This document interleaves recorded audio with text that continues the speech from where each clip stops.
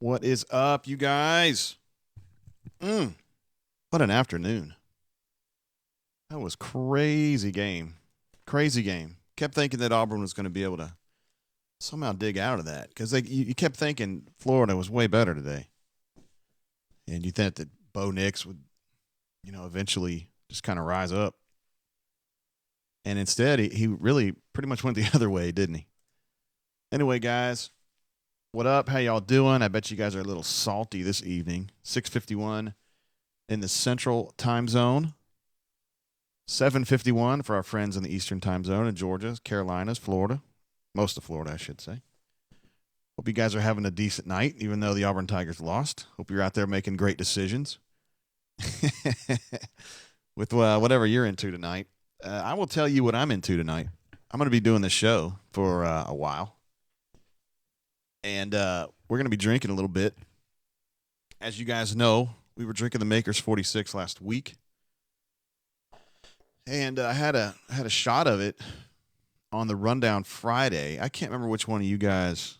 I want to say it was Cleveland Brown that said he wanted me to take a shot on Friday, and I did.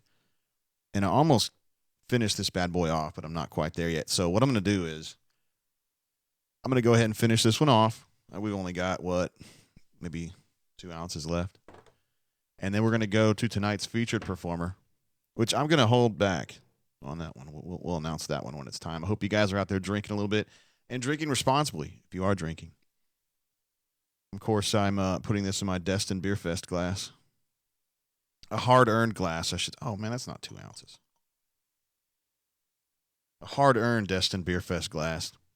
I went maybe 5 years ago with my friend J-Dub, and he is a seasoned consumer of beer, and I am not. And I knew going in he was going to outdrink me, but it was embarrassing. So we'll just get this night started off like this. My very last drop of Maker's 46. Down the hatch. That's good. All right, so let's get through some of the basics here. First of all, what up to everybody in the chat? Looks like I got a lot of the usuals. Spread Attack U18. What up? Mark says, JGT and a tie, who knew? I know, right? I felt like it was business time, man. I don't know.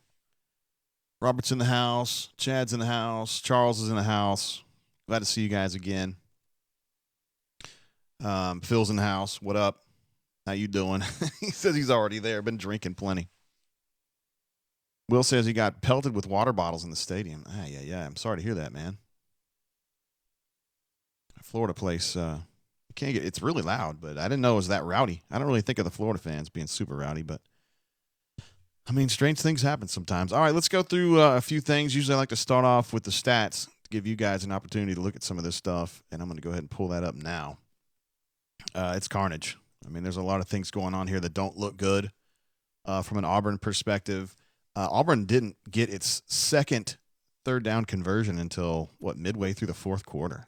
They were 1 of 12 at that point on third down, and they finished 2 of 14 on third down, which is, that's about as bad as it could possibly get. I guess you could be 0 for, but nobody would ever actually go 0 for, right? Unless you were like Columbia back in the 80s. So 2 of 14. And if you look at some of these stats, it tells the tale of a defense, an Auburn defense that did a pretty good job in general. They had a big-time bust, 2 actually, on the Pirine touchdown. Anytime you give up an 88-yarder, not many excuses for that. And what a weird play. It was defended well. And Kenny got him right there in the hole and just didn't wrap up, and he scooted away. And then Daniel Thomas just kind of took like I mentioned in the Game Breakers piece, his angle was too acute. He just couldn't get any punch into that guy and let him go, and that's a wrap. Anyway, offense, the numbers are a mess.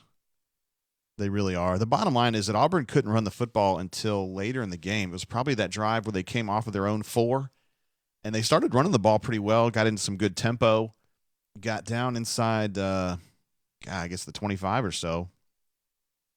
And Bo, great play call where Seth is split out a little wider than he would normally be as the inside guy. He runs that slant, and it's open, and it's there, and it's a touchdown, and Bo missed him. And Then you get to third down, and he thought he saw Sal open and just zipped it in there, where maybe kind of a little bit more loft on that throw might have worked, but probably not, because you had a safety. It looked like a robber to me, just waiting on it. And, yeah, that was pretty much the game at that point. So Bo goes 11 of 27, 3 picks, 1 touchdown, 145 yards. I mean, I don't really see any way to talk that one up. That's just not very good. A bad game. And I mean, we're going to talk about this tonight because it's going to be a recurring theme. But there is a time when you pay a price for having a true freshman quarterback, and he's been generally pretty good. Tonight, he was not, particularly in the second half. I thought that he was just running out of gas. Emotionally, mentally, his accuracy went into the toilet, and I think I don't think that he was intentionally disengaging from the game, but I think so many bad things happen that you just kind of lose your spirit in a way, and he would never admit to that. And it's not like he was over there saying, "Oh, I don't want to be part of it." That's not what happened. You lose your confidence, and it just starts to fall down. Yeah, we'll give him a little timeout. We'll put Todd in timeout there. Give him a little time to think about that. I know there's going to be some folks that are really, really pissed off. I think the people who are the Never Gus people are going to be really fired up tonight, and that's fine. That's their right. Let's look at some more of these numbers here. So Bo obviously had a tough night. Booby, 18 carries for 81 yards, the bulk of that in the third quarter. Really, really nice drive. And that should have yielded something. It just has to yield something. They were down to probably the 20 or the 18. That's a pretty straightforward field goal. Or a touchdown, which they had. They had it. And he dropped it. And I think that still frame of Gus with his hands on his head, crouched on the ground, is one that we're going to be seeing for years and years. Like that really, he knew that was a killer right there.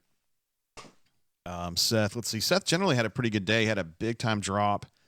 I think it was the drive before the one we're talking about. It was late third, maybe. He had a ball that he could definitely catch. Hit him in both of his hands. Would have been like a 40-yard gainer, and he dropped it, which he doesn't drop many passes, so you can't give him too much hell about it. But, yeah, Cam Martin, solid, I guess.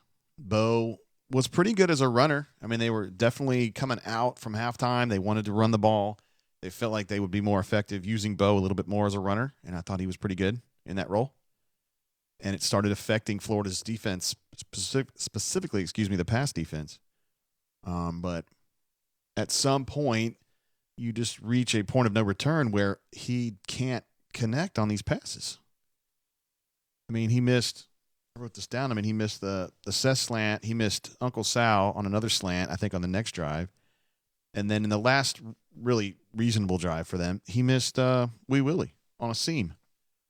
All 3 passes that I know he can hit. We've all seen him hit it. I just think he was in trouble mentally. Igbenogany, 1 kick return. Obviously, the toll came due on Tud, I guess. Had a really bad mistake down there. Although I think Auburn avoided disaster on that one, right? That was Derek Brown's scoop and run. I don't know how he went down. Just got tripped up by the 35-yard line, I think they were saying on the telecast. So in general, you know the story here. Offense just wasn't getting it done. The defense creates 4 turnovers. They did have the big bust on the Pirine run, but other than that, they played pretty well. And Auburn's offense just really wasn't in it. Greg, you should know better than to cuss like that. You're being bad. Let me pull this back here. So now we've looked at some of these stats. Let me see if there's anything deeper here. Oh, they won't even let me go to the next page. I probably just printed out this one page. Sorry, guys. I was in a hurry. They were late getting their PDF out, so I had to go with what I had available. Just a few notes that I want to go through before we even turn on the Skype, because I know it's going to be hot tonight. As we mentioned, third down was a mess. You go 2 of 14, you just feel like you're probably going to lose the game. It's just not good enough. And something that my friend Josh Moon was saying on the Twitter, he's a big Auburn guy. He noted that Mullen kicked Malzahn's ass tonight from a coaching perspective, which I think is true. And specifically, I think Gus came up really short in kind of coaching around Bo's troubles. I mean, I don't think you can go out there and put this game on Bo's shoulders, and not at his age. And I think as the game wore on, oh, I forgot to mention Elijah Craig, the small batch variety. This is not a particularly difficult bourbon to find. I just think it's a tasty bourbon. My man J Dub calls it EC. It's a delicious bourbon. In fact, they carry this at Costco, I believe. So I mean, you can get this pretty much anywhere, but it's delicious. So let's go ahead and pour one of these. A legitimate. Here we go. That's what I'm talking about. Elijah Craig, tonight's beverage of choice. He's the father of bourbon, it is often said. Let's see. All right, so as Bo started kind of winding down, I think Gus needed to go and do something else, and he didn't. I don't know as though he really had a choice. There was some temptation, some talk on Twitter about, hey, can you go to Joey? I don't know if you can go to Joey. First of all, I don't know. I have no reason to believe that Joey Gatewood would handle it better than Bo. And I'm a Joey fan. You guys know that. You know I stand behind Joey Gatewood. I think he's a tremendous player, and I think he's got a great future. But I don't have any reason to believe he's going to go out there and be awesome. Not in that scenario, not coming in the third quarter or the fourth quarter and you're in deep shit and game's on the line and you've got to come up with some miracles. I don't feel like that's a situation where Joey Gatewood's going to be able to help you. I could be wrong. They could have put him in there and he could have gone off. I don't know. But, we'll see about that. I'm sure there'll be some questions about it. 6 points off 4 turnovers is just not, you're not going to get that. I mean, it's just crazy. And as much as I want to rag on Auburn for it, I mean, Florida had 3 turnovers and got the 1 touchdown off of it. So, it was one of those games, missed opportunities on both sides, and Auburn just missed more, I suppose. You can just say it that way. But 6 points off 4 turnovers, and I know at least 3 of those turnovers put Auburn inside the Florida 35, maybe. I mean, you talk about just giving them chances. My God. All night long. Jeff says Joey's from Jacksonville, and he would have brought a spark. I mean, he definitely was emotionally invested in this game. And I think we all agree that Joey Gatewood's a damn good football player, but I just don't know if coming in that situation. And then you run into some weird problems. I don't know. If he bottoms out, then what? Then you go back to Bo? I mean, he's not going to help you at that point. You can't go to Cord or Malik. Malik's gone. Oh, man, JB is watching too. Just texted me. What's up, man? Tuning in from the Eastern Seaboard. My man. Can you believe that we're doing this? Like, what was it, 23 years ago? We were laying stuff out in the Colonel. And now we're doing this. It's crazy. Let's see what else is going on. I had a few questions about Jay. Greg asked me, why am I wearing a tie? Because it's business time, yo. That's why. I'm trying to be professional on this. I was going to say another word. I shouldn't cuss. It's early in the night. But I want to be professional on the stream, man. I want to portray that professionalism that we're known for at auburnsports.com, that you expect from us at auburnsports.com, and we're going to provide it, okay? There's your answer. Here we go again. Greg, you just asked me again. I just gave you an answer. Would anybody have done worse? Dan says yes. Jeremy Johnson would have done worse. Yeah, he definitely would have done worse. Let's keep going down the list here. Bo's timing was off. We mentioned that a little bit. I thought he was getting worse as the game went on. Had some really bad misses. The Seth slant, the pitch and catch to Uncle Sal. He was way behind him on a drag. The seam route to Hastings, got to hit that. I mean, he should be hitting of those throws, 75%. And it was more like 25%, and you just can't do it. And, I don't – when I think of Bo Nix as a football player, as a quarterback, I think of him as being an accurate passer. And I know you guys look at his completion percentage and you think, oh, man, he's only, what was he at, 60% or something coming in this game. But he had been better lately, and I think he's going to be a 70 to 75% guy. I think that's what he is. But he's just not there yet, and today certainly wasn't there today. I cannot believe that P. Ryan touchdown. I'm telling you, of all the things that I would have expected to happen, for KJ Britt to miss a tackle in the hole. That just doesn't happen. That happens, 1 out of 200 times? Yeah. That's weird. You kind of a little bit expect Daniel Thomas to miss a few, but not KJ Britt. And he hit him hard. He got him right where he needed to get him. I know there's going to be a lot of anger and consternation over Mullins saying that Marlon's hit on Trask was dirty, apparently coming off the field at halftime. That's what he said, and that's just provably false. That was not a dirty hit. He got knocked into the quarterback. I mean, it wasn't like he was aiming for his knee. He got knocked into him, and he hit him in the knee, and the kid came back. And I think Dan Mullen will regret that. He'll regret saying that, and he'll say that. He will, apologize, either publicly or directly to Marlin or something, because it just wasn't a dirty hit, period. And I mentioned it in passing, but a really tough day for Daniel Thomas. He had he misfit the run. That was their first touchdown. He misfit that last touchdown. And, I mean, he's not the primary reason either one of those plays are out in the open to start with, but he's got to finish it. And he's a physical player, but he took too acute of an angle toward a guy that was coming at him. And usually he's pretty good at that. That's a skill that I would think is a strength of his, but not tonight. Okay, we just got our text from Doc Dunsta.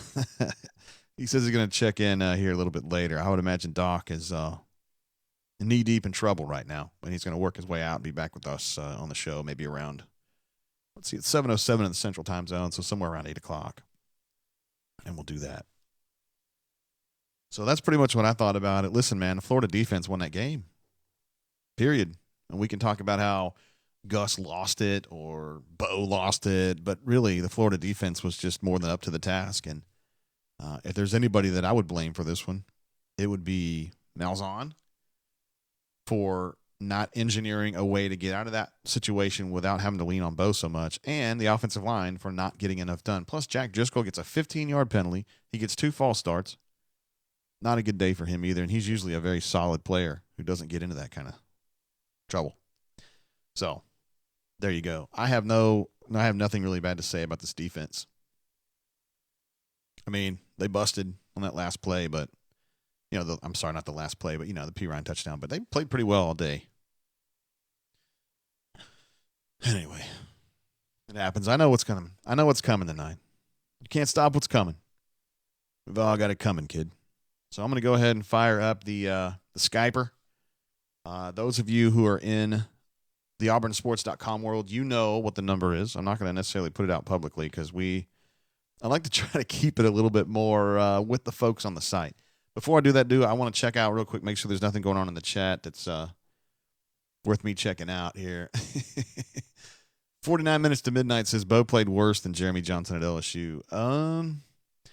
Yeah, you didn't have the butt fumble, but you did have 3 picks, including a really costly one. So, yeah, it was not very good. If you were given letter grades, you'd probably, I guess I'd be a soft grader. I'd give him a D because he was fighting. He was trying. He didn't lay down. He's not the kind of kid that lays down, and he didn't. But at the same time, his effectiveness was just gone completely. Jacob says, Mullen should apologize for a lot for about a decade's worth of dirty deeds done dirt cheap. First of all, great AC/DC reference, a not overrated band, despite what some people say in the bunker. And 2, yes, Dan Mullen's hard for an Auburn person to cheer for or even support peripherally because of the things that he's done and the role he's had and some things that have gone down. Yep. Ed says, why can't we play zone defense? Hey, man, basketball season starts in like 6 weeks. Save your basketball questions for then. You hear me? This one, Jacob says, whipping boy Tate. Wait, what are you talking about, man? That's mean. Chris says, one of Driscoll's false starts is because the clock went to 0. Should have been delayed of game, so he moved. Fair. I know the clock was running down. I don't know. I'm not sure how I feel about it. Oh, Spread Attack says he's trying to put the phone number up on the show. No, sir. No, sir. You're a bad person for doing that. We want the AuburnSports.com subscribers to have a chance. Before we get into the phone calls, though, I want to remind everybody, my name's Jay Tate. I'm the publisher of AuburnSports.com. You can find us on the internet, the World Wide Web, at AuburnSports.com. I am in Montgomery, Alabama tonight, broadcasting live here on YouTube for you guys and with you guys. Brian Matthews, our Ace Team reporter, and Nate King, young Nate. They are both in Gainesville at the Florida Field, and they will be reporting stuff on our site, videos and commentary, etc., stories from the field.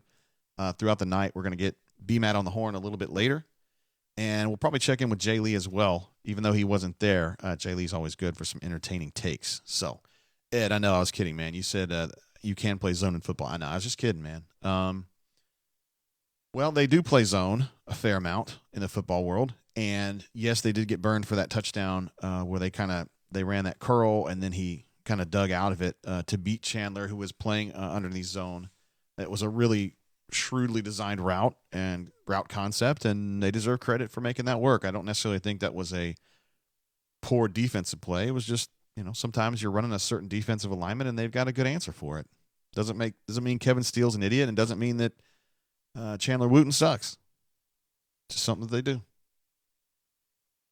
Okay, Jacob clarifies on the whipping boy. He says, you're going to be the whipping boys, and you're going to take the beatings from the Auburn fans, but you don't deserve it. You're very nice to say that. I don't feel like they're going to be mad at me. They're just going to be mad in general. All right, we're going to fire up the Skype now and just see what happens. At this point, if you are under, let's say, the age of 16, we'll go a little lower, 14, and you don't play Call of Duty, those of you who are that age and you play Call of Duty, you hear worse all the time. It's probably going to get rough. There's probably going to be some cuss words. Some people are going to say mean things about Gus. It's just, if you're going to have a problem with that, now's the time in the show where you probably need to go ahead and log off. I don't want you to leave, but I'm just saying for your benefit, okay?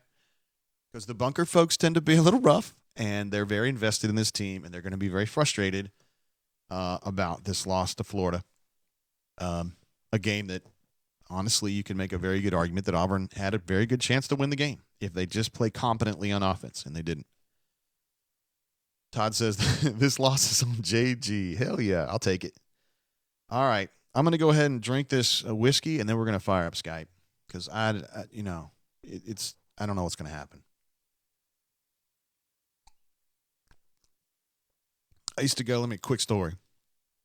I used to live in Tulsa, Oklahoma when I was in high school.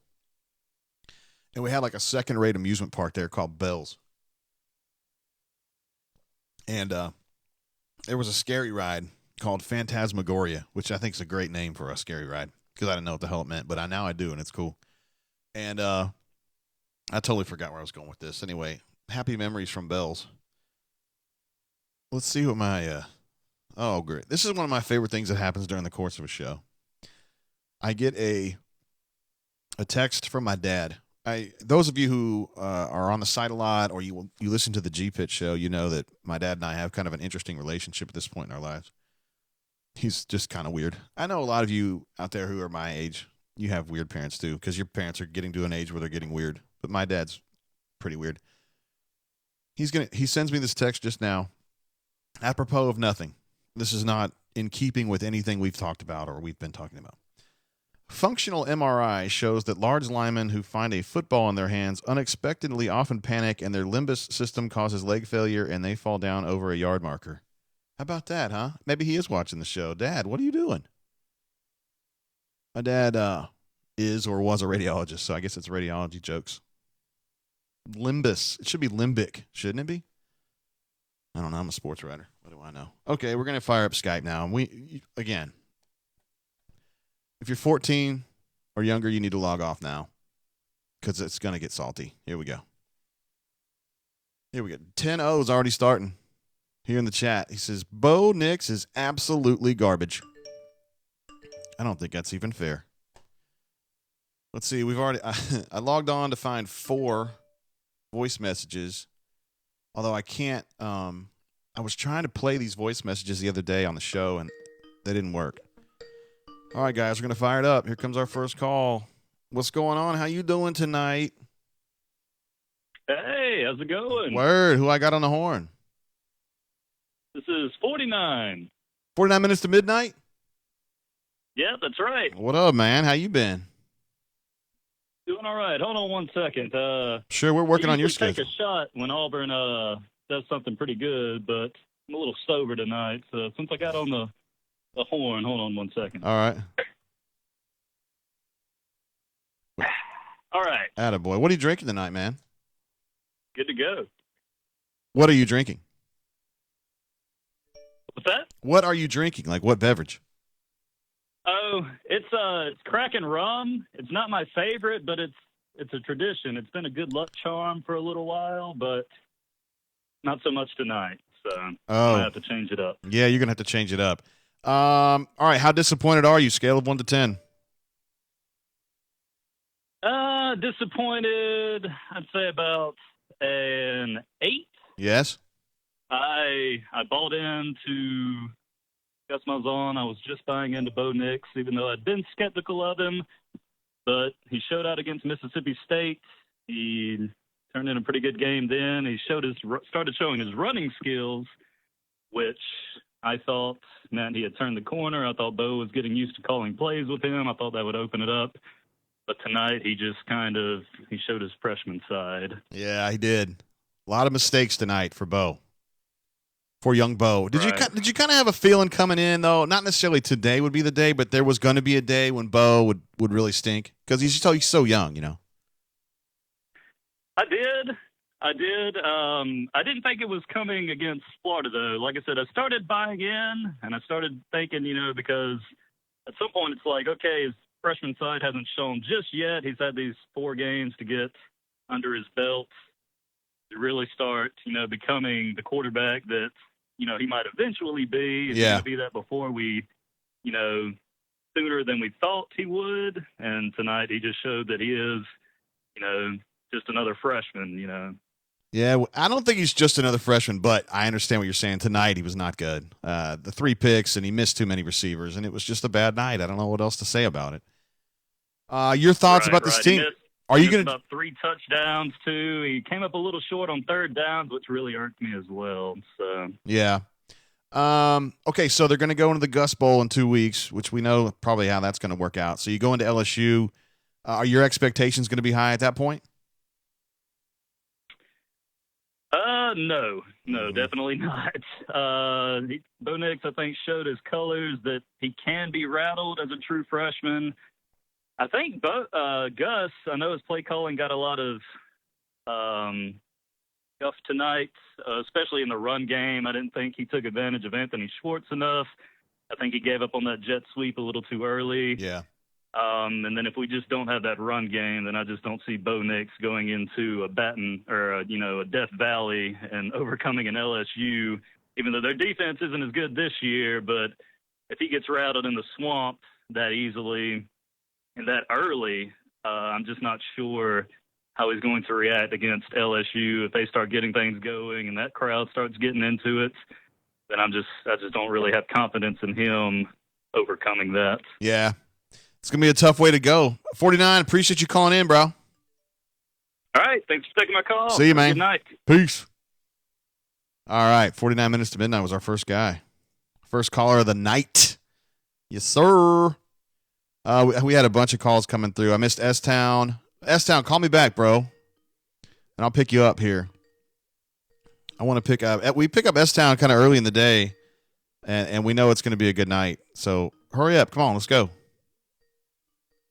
You can probably hear we've got a few calls coming in. I'm going to hold up for S-Town if he's going to make me call. He's going to call again.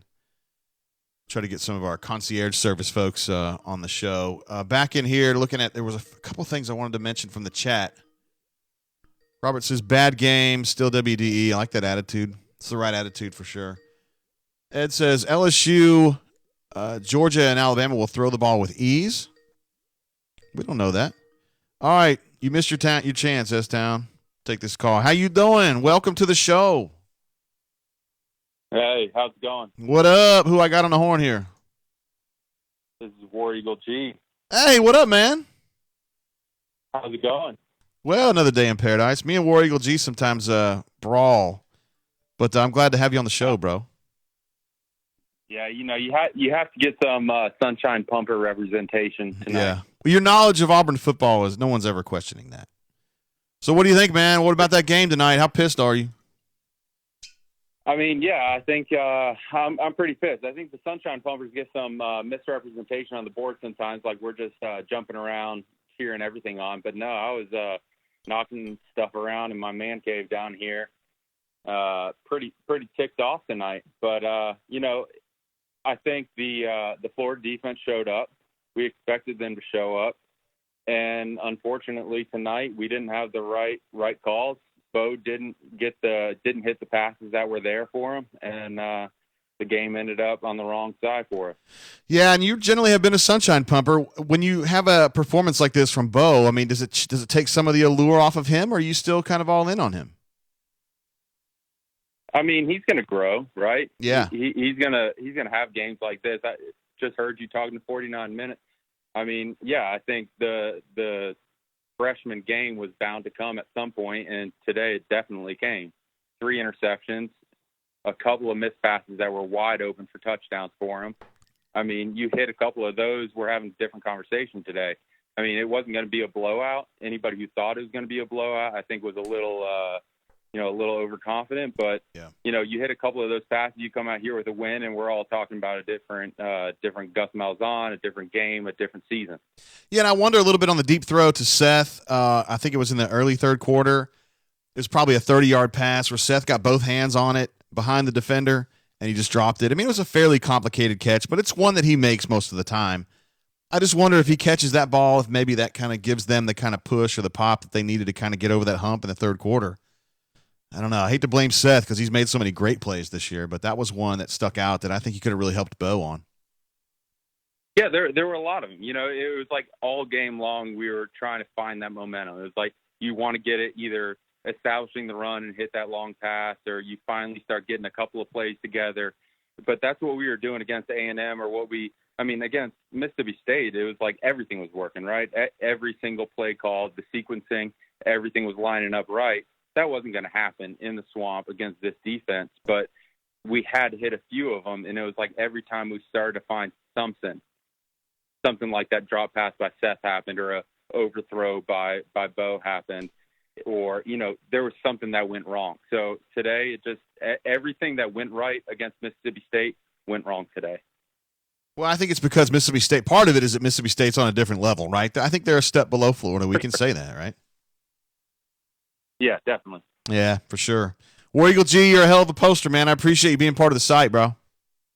I appreciate it, Jay. Thanks for calling in, man. Thanks. See ya. War Eagle G, one of the good ones, man. He and I go back and forth sometimes, but I think it's just because he's a passionate dude. He cares about Auburn football, and no one ever questions his knowledge. He's been doing a post, usually on, I think it's Thursdays. I'm sorry if I missed the date on that, where he kind of breaks down what he thinks is going to happen in the game. I do want to give real quick a follow-up. My dad texted back. He is watching the game. He said, Mr. Brown fell down as he approached the opposing end zone. It happens. Yes, it does. The 35-yard line at University of Florida was the reason. Oh, S-Town's calling back. S-Town, my man, what up, bro? Hey, Popeye's sandwich enthusiast right now, but, you can call me whatever you want to, Jay.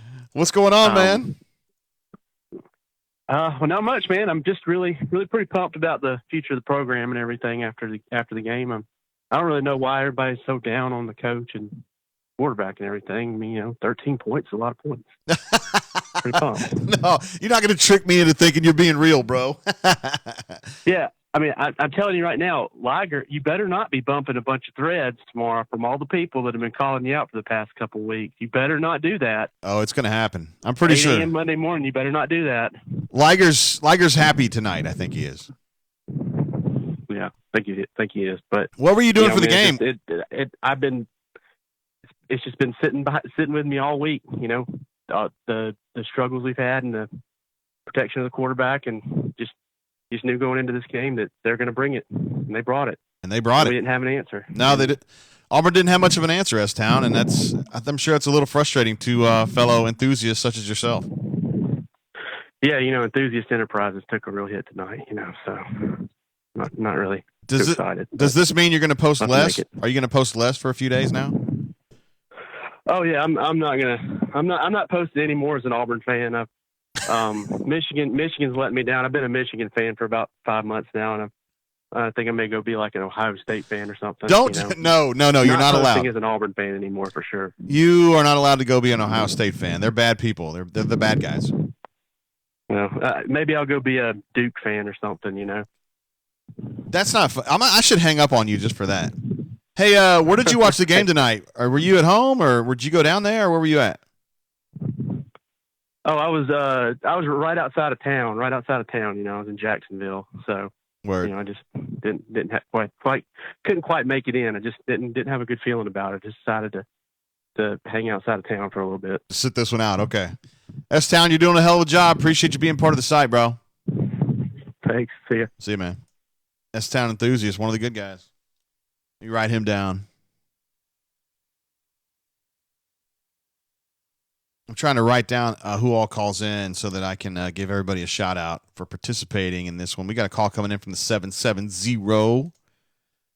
Hey, caller, how you doing? Welcome to the show, yo. I could not be better, Jay. I'm doing great. How are you? Who do I have on the horn here? This is Against the Spread. Hey, what up, man?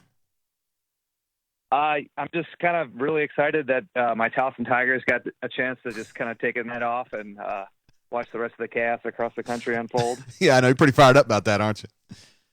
I'm pretty pumped, yeah. Thoughts on this Auburn-Florida game? Man, look, I know everyone wants to crap on Bo Nix, and rightly so, but there's a couple other guys I'd like to crap on if you'll indulge me. Oh, sure. We've got plenty of time. So, Cam Martin, I know he's your boy, but no, he's not.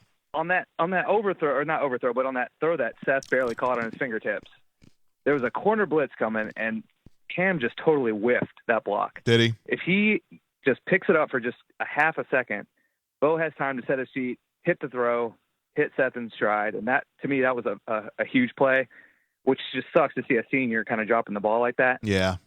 And then you see Daniel Thomas on the other side of the ball as a senior, making a huge miss on that long touchdown run, just killing us. Well, I mean, I didn't see the Cam play, but I trust that it happened because he does that from time to time. But, yeah, the margin is pretty thin when you're playing at Florida like that and you've got a true freshman quarterback. You got to take advantage of every chance you get. And Auburn had a lot of chances that they whiffed on. You know what I mean? Absolutely. And also, I'm putting together a search party for Nick Coe. If anybody wants to join, we're just going to go look for him. I don't know where he's at. I'm worried about him.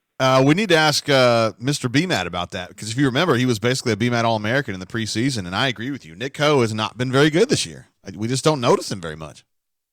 The only time I noticed him, I think he picked up a holding call on him or some, maybe hands to the face, something. But other than that, I mean, I can't remember a play this year that he's been in on, and it's mind-boggling for a guy who was second team All-American preseason, something like that. Yeah. I saw him listed on some Heisman odds on some websites. But it just blows my mind, man. I don't know what's going on. Yeah, I mean, couldn't even start on the D-line for Towson. I'll tell you that. You could make. First of all, I don't think you're full of shit on that. And second of all, I think they move him around a little too much. Maybe he doesn't feel at home anywhere. I don't know. But you're right. He's not making much of an impact anyway. But I'll do one prop. So I will say T.D. Moultrie looked better, I think, tonight than what I've seen him look probably maybe ever. Maybe besides the bowl game last year. Interesting. And I just keep hoping and thinking the light's going to come on for that dude. But, man, I don't know. He looked all right tonight. He did look all right. He had a few, illegal procedure calls in the last game, right? Yeah, he tends to do that. Yeah, he does. He's a little enthusiastic. Hey, that's a good observation. I hadn't really noticed that. I'm going to go back and take a look at that in the film review. That's what I'm here for, man. I bring the insights. Well, no, I mean, you're one of the good posters for sure. I appreciate you being part of the site, though, bro, all right? All right. Be good. See ya. Against the Spread, everybody. One of the good posters we got. We got so many. Seriously, if you're not a subscriber to auburnsports.com, you need to be because we have a lot of really sharp posters there. And I know we have some dummies too, like me, BMAT, whoever else, but we have some really sharp posters too. I want to get back on this chat real quick and see if I know I'm missing some stuff here. Jeff Chaney made a great point. Says fastest guy in college football touches the ball one time. I know, right? He got it on a end around from under center that was FUBAR from the second the play was called, and he gets taken down for a 4-yard loss, and he never gets a chance to really mess with it anymore. I don't know. That surprised the hell out of me too. Let's see. Tiger Man says, why can the ref keep the center from getting to the ball with 8 seconds left on the clock? I don't know specifically what you're talking about. It's a battle that Gus has with the refs all the time because of the way that Auburn operates when it's at pace and getting frustrated with if they're going to clear the ball because the defense gets to sub if Auburn subbed and that kind of thing. I don't know. Without you giving me some straight up explanation on what point in the game. I can't really comment on that. Jacob says he thinks Coe has been taking on double teams this year. That's a big part of the problem for Coe. I haven't noticed that, but I can't say that I've sat around and looked at it a lot. He said that Devereaux took a lot of double teams as well back when he was playing, and it's the same problem. Jonathan has a good question. What does Bo Nix do well? Bo Nix generally manages the game well. I generally think of him as a good risk manager, and I generally think of him as a fearless passer, meaning if there is a shot open, he will take it. He doesn't get scared about it. Tonight, I think we saw him double clutch a few times when we haven't seen that in the past, and I think he just got eat up a little bit by the moment, by the sound, by the spectacle, and by the fact that they were behind early. And he tended to try to, I don't know, I just feel like the pressure got to him a little bit. And it's okay. Think about it. Jarrett Stidham at his age was like the second-team guy at Baylor playing like 6 snaps a year. And, Bo's a true freshman. We know things are going to go down. Anthony says 6 points off 4 Florida turnovers. I know. We talked about that at the top of the show. That's the story of the game. Let's take this call right here from the 251. What's up, going? How you doing, caller? Man, what's going on? What you doing, JG Tate? I'm just fighting the power, as I tend to do. Who am I talking with? Jay Bird 876. Jay Bird, what up, bro? Nothing much. What you doing? I'm just drinking this Elijah Craig small batch and doing a little live show. What are you up to? Oh, man, sitting in traffic coming back from Gainesville, going to Jacksonville. Just dealing with Gus Malzahn's generic nonsense, as we've always seen. Yeah, you're not real thrilled about that play calling tonight, are you? No, not good at all. I mean, also, just as a note, I'm not trying to single out any players, but if you could pull up our offensive line class for, like, the last 4 years. Yeah. See who Malzahn's actually put in the NFL besides Greg Robinson, which was actually a Gene Chizik recruit. Hate to bring him up, but just curious to think about how our offensive line cannot block a human being at all. That's just my question. How can we not block a human being? Well, they did pretty well against Mississippi State, but University of Florida was a big step up as far as defensive linemen go, and you're right. They did not answer the call. I mean, 5 starters out versus Mississippi State. Gus Malzahn hasn't put an offensive lineman in the NFL since he's been there. Well, Chad Slade's in the NFL, right? What now? Chad Slade's in the NFL. I mean, he's kind of a Gus guy. Who? I'm sorry, you're breaking up. Chad Slade. But, yeah. Who did you say? Chad Slade. Chad Slade, I mean, a guard. I mean, was he even on the practice squad at the Texans now? Where is he? Yeah, I think that's what he's doing, yeah. But he's in the NFL, I guess. Well, I mean, that's not good enough for man. Auburn to compete for championships if you don't put offensive linemen in the NFL. Yeah. I mean, obviously we know how the Gus Bowl is going to go, but what are your expectations now for the LSU game? I mean, not very good. It's probably 2.0 of the swamp, honestly. I mean, he'll blow the Arkansas pigs out of the water, but then come into Baton Rouge and lay an egg like he always does. I just sat in the swamp and watched him lay an egg. It's 2.0 going to the swamp or going to the Baton Rouge. Yikes. Man, I want you to have a safe trip home, man. Please drive safely and be careful out there, all right, bud? You do that, JG Tate, and take a slug of that whiskey for me. I will do it. Jay Bird, see you, man. All right, Jay Bird. On the road.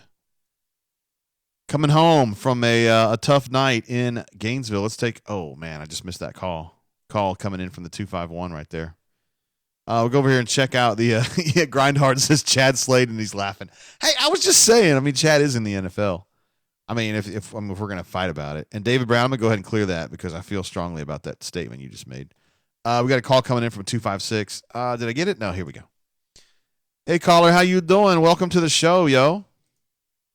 I'm good. How are you, JG? Word, who am I speaking with? This is RLN 2011. Ah, what up, man? Yeah, RLN 2011. How are you doing? Got it. Glad to have you on the show, man. Man, I was way too confident about 4 hours ago. Were you? This is not what I expected to happen tonight. I know. I think a lot of people were thinking Florida wasn't that good. I'm part of the problem on that. I didn't think they were going to be awesome either, but they were pretty stout.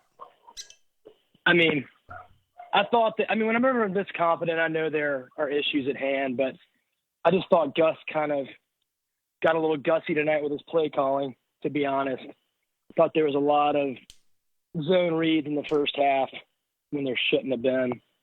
And they didn't really have that work until the third quarter, and it was pretty brutal to watch.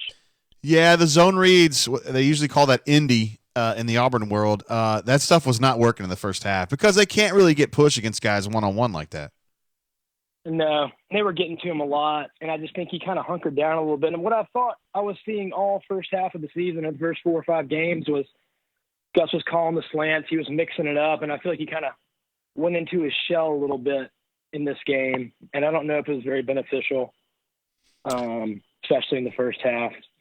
But, you got to capitalize on those turnovers that they were giving us. 4 turnovers and you get 6 points. Derek Brown's got to stand up.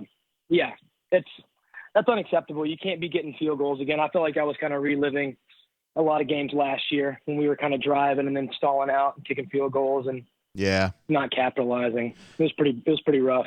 That's something they were doing pretty well this year. They were pretty good in the red zone about getting in the end zone, but this year, or in this game rather, not good at all. Not good at all. Yeah, that missed throw to Seth really kind of took a lot of the air out of me. I was sitting at a bar in Florence, Alabama at 306 Barbecue, and there were definitely some Bammers there cheering them on. And it was tough to keep my cool. I'll tell you that right now. Bammers, man. I hate to hear that you were surrounded by Bammers. Yikes. Up here, it's crawling with them. You can't get away from them. Yeah. There's some good folks up in Florence, though. I've had great times up in Florence.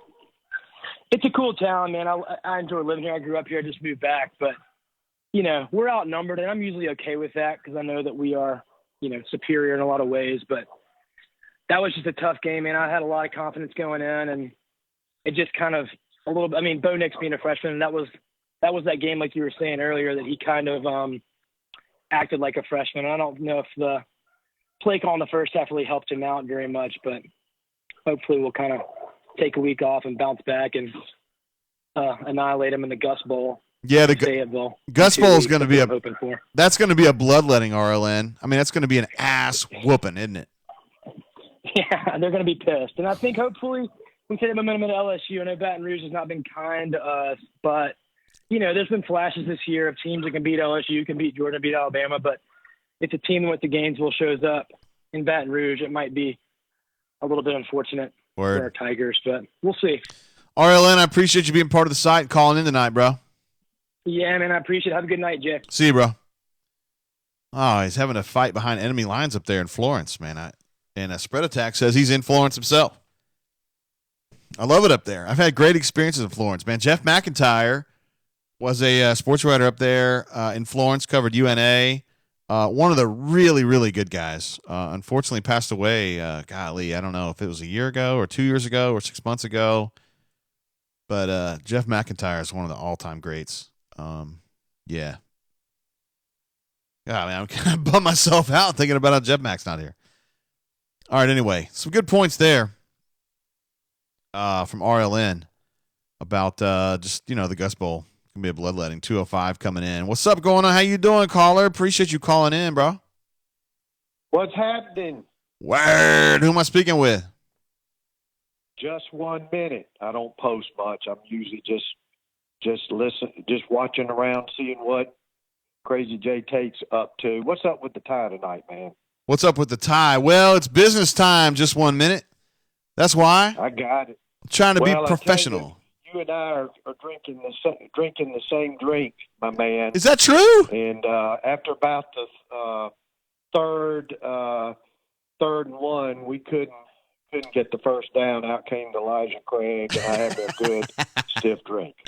Yeah, they were having some trouble getting some first downs, weren't they? Man, oh man, oh man. Listen, here's the bottom line on it. It's the offensive line. If you can't get the running game, we put a lot of pressure on young Bo Nix, and it's really kind of the same thing as last year. If you can't get 3rd and 1 over and over again, we got a chronic problem, and that's the issue. I'm not giving up on the season. I don't think we should. Maybe some good things will happen. Stranger things have happened, but it's we just don't have the talent on that offensive line, Jay. No, I would agree with you. I thought that they could have done a better job maybe of getting away from the inside zone and going to some other stuff. There was some stuff working, I thought, in the second half, but it took them a while to get to it, Yeah, I tell you, it just Gus has done a pretty good job this year, but every now and then he just goes back to the damnedest things. He is better. I think the team, I'm not giving up yet. But anyway, that's what I want to put my 2 cents. It's the offensive line. And the other thing is we really do not have a show dog running back yet, Jay. We don't have it right now. Listen, those guys are good, but we just don't have it right now. No, I tend to agree. We call Booby the Roomba. Like those little robots that clean your house for you. They go until they hit something, and then they change direction. I don't know if Booby has a lot of nuance to his game. That's the thing, And I don't think he's a great player. He plays hard, but he's a good average. He's a good average back, and but we don't have that show dog. We got to have it. And but anyway, I tell you one thing. You're talking to a gray-haired guy here. One damn thing I'm not going to do is lose one damn ounce of sleep over Auburn football. And who the hell knows? They may run the table. They're capable. We'll see what happens with that offensive line. And by the way, Jay, I am a soccer guy. I don't apologize for it. There we go. I did have children played at a high level, college level, and actually, I think I heard a rumor your daughter was a soccer player, and maybe made the trips to Birmingham. I may be wrong, but anyway, I'm probably going to be. I'm going to have my hammer and sickle here after I said that. But anyway, I just wanted to call in, put my 2 cents in, and have another stiff Elijah Craig here with you. All right, man. I appreciate you calling in. You be good. Take care, my man. See you, man. Bye. All right. Good stuff there from Just 1 Minute. You guys will be surprised. So those of you who post on the bunker a lot are like, yeah, there's like 500 of us that post or whatever, 250 or whatever. Dude, that is like such an incredibly small percentage of our subscriber base. Like 95% of our subscribers either post rarely or don't post at all in the bunker. So we've got a lot of folks that just kind of read and take it all in. And I'd say several times per week I'm out in Montgomery and somebody's like, JG. And I'm like, yeah, what's up? And I guess it's because of the hair. But they almost always say, man, I don't ever post, but I love the site or whatever. Most people don't. That's the thing. I had a call come in from the 352 area code. I don't know where that is. I know that's one that I don't recognize. And I'm sorry I wasn't able to get that call. I like to get them from places I don't know. Here's one, 804. I don't even know where that is. Let's take it, man. Coming in from the 804. What's up? How you doing? Hey, how you doing? Word. Who am I speaking with? This is Chris. Well, what's your name? Your handle? My name is Chris. Hey, hold on a second. Wait, what's your handle? Let me get you on speaker. Oh, yeah, I got you. Got me? Yeah, what's your bunker handle? Yeah, so I'm actually a lurker. Oh, I'm trying to represent all the lurkers. Yeah, absolutely. Welcome. And so I give the handle I could post under or read under, but I don't necessarily want to do that. No, it's cool. No problem, man. What did you think about that game, man? What are your thoughts right now about this loss to Florida? So my specific, my concern, what I'm calling in about is the whole backside where the front side guard pulls backside on running or passing plays is very rare, and when he does it on passing plays, basically, like Miles Garrett blew it up. These guys blew it up here today. So the deal is the scheme is bad. Okay. Because you think it's kind of a tell when they start pulling, the defense knows what's coming. Is that what you're saying? No, not necessarily that. So my deal is this. I played offensive line in college. I played 1AA football. I got my MBA at Auburn.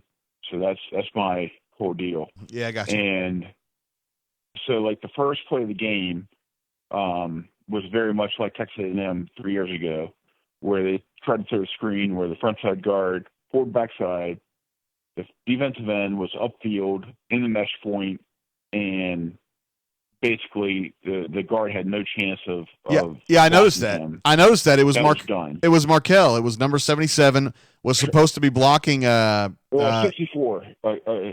Okay. But I saw what you were talking about. It was like, remember that A&M game like 2 years ago? Markel, yes. Where Braden was supposed Miles Garrett was upfield. He was in the match point. I mean, he didn't care. Like, the guard had no chance at getting him, right? If the defensive end is upfield, he has no responsibility except getting to the mesh point. There is no reason that he is going to, close down. The guard is taught to pull flat and kick out, the last man on the line, the defensive end. And if he doesn't kick him out, then, it's bad. So it's a bad scheme. And really, my point is that they don't really run a lot of offensive running plays off that scheme. Basically, it's every time they try to look at where they pull the guard, it's a passing play. So there's no reason that an end would respect the run, period. Yeah. These are good points, man. I know what you're talking about. I noted it I think it was on Twitter. I noted it, but I'll play a few plays later than the one you're talking about where they were going the other end, where the kid from Louisville was coming off the edge.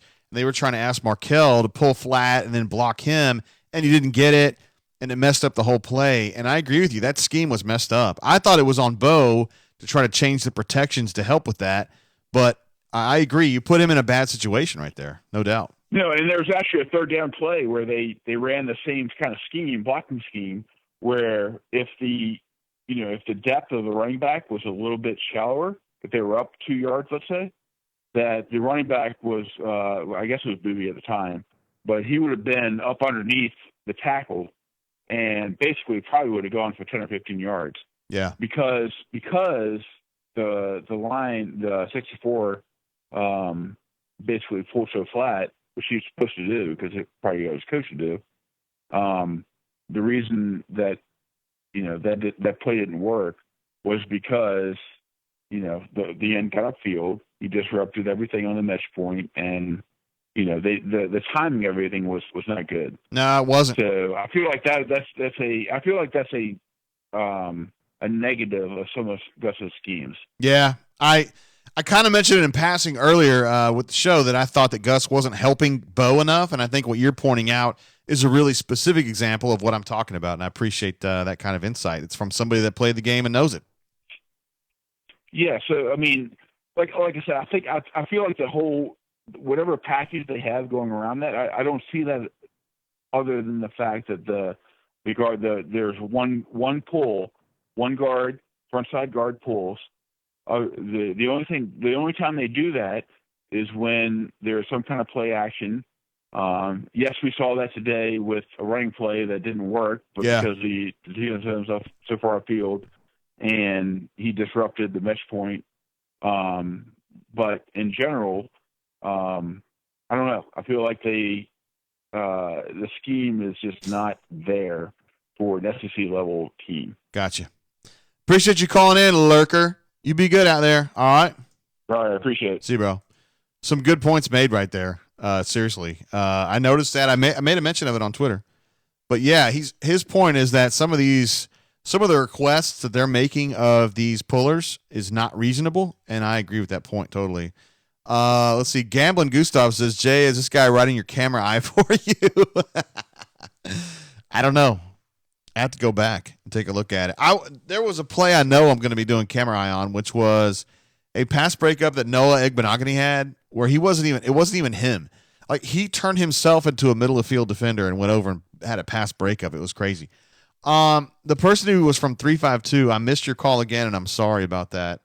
We're going to call Doc Dumpsta at this point because apparently he's ready for us. As predicted, we're up in the coming up on the 8 o'clock hour in the Central Time Zone, and Doc said he's ready for us. So let's see if I can pick him up here real quick.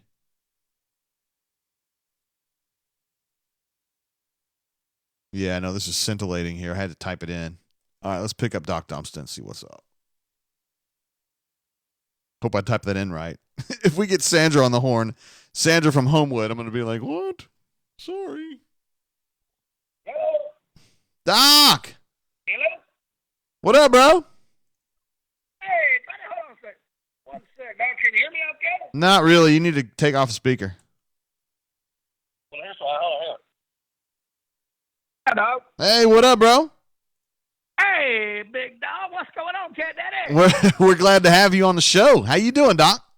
Let me tell you something, dog. This show is just freaking redonkulous. I love all these guys from the bunker that call. I mean, it's freaking money. I love the thing. This is the first time I've listened to it from 0000. Yeah. Money though, great show. How you doing tonight, dog? Well, I mean, I'm just drinking and taking the calls, bro, and I'm really glad to have you on the show. Well, I tell you what. I bought, just to be Torre Slab honest with you, I borrowed a small pint of Evan Williams Green, if you don't mind, brother. Whoa, that's good. Oh, yeah, dude, everything's going good. What do we need to talk about tonight, dog? Well, I mean, is this time, we've talked earlier about how Liger, he's been waiting in Lurk, ready to pounce. Yep. Do you think the Liger's folks got some points? I tell you what, I was not surprised at this game. Here's the deal. In my opinion, we just got beat by a better team. They beat us from the first play to the last play. I picked us to lose this game. I was not surprised. I think offensively, we just have to get better. We're just not very good offensively. And against Mississippi State, we're fine. Florida is probably a top. I would say Auburn and Florida are probably top 6 SEC defenses. And the problem is Florida and Auburn are bottom 2 or 3 SEC offenses, and that's what showed tonight. But they won. I thought they were better than us, and it showed. But go ahead, dog. No, I mean, let me ask you this. So, Arkansas game now, based on what you've seen from this Florida game, is it winnable, losable? Tell me the winnable, losable on the Arkansas game. Absolutely. Yeah, Arkansas game with Auburn's offense, which the last time I talked to you, dog, it was, I think, we were headed to College Station, and one of the questions you and I had was, can we throw a forward pass? And I think it is the same question as we go to, I don't know where we're playing in Arkansas. Are we playing in Oklahoma City? Where we playing? Yeah, the answer is yes. Yeah.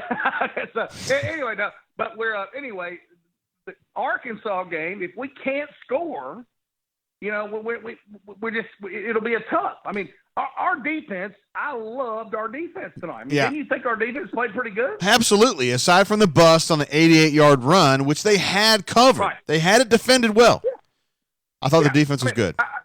That was 2 great defenses that played today. Okay, it was just 2 horrendously terrible offenses, and Florida's offense was a little bit better than ours. I think that's fair. But I think the Arkansas game, I think I definitely don't give Auburn an automatic win because we're going to have to score.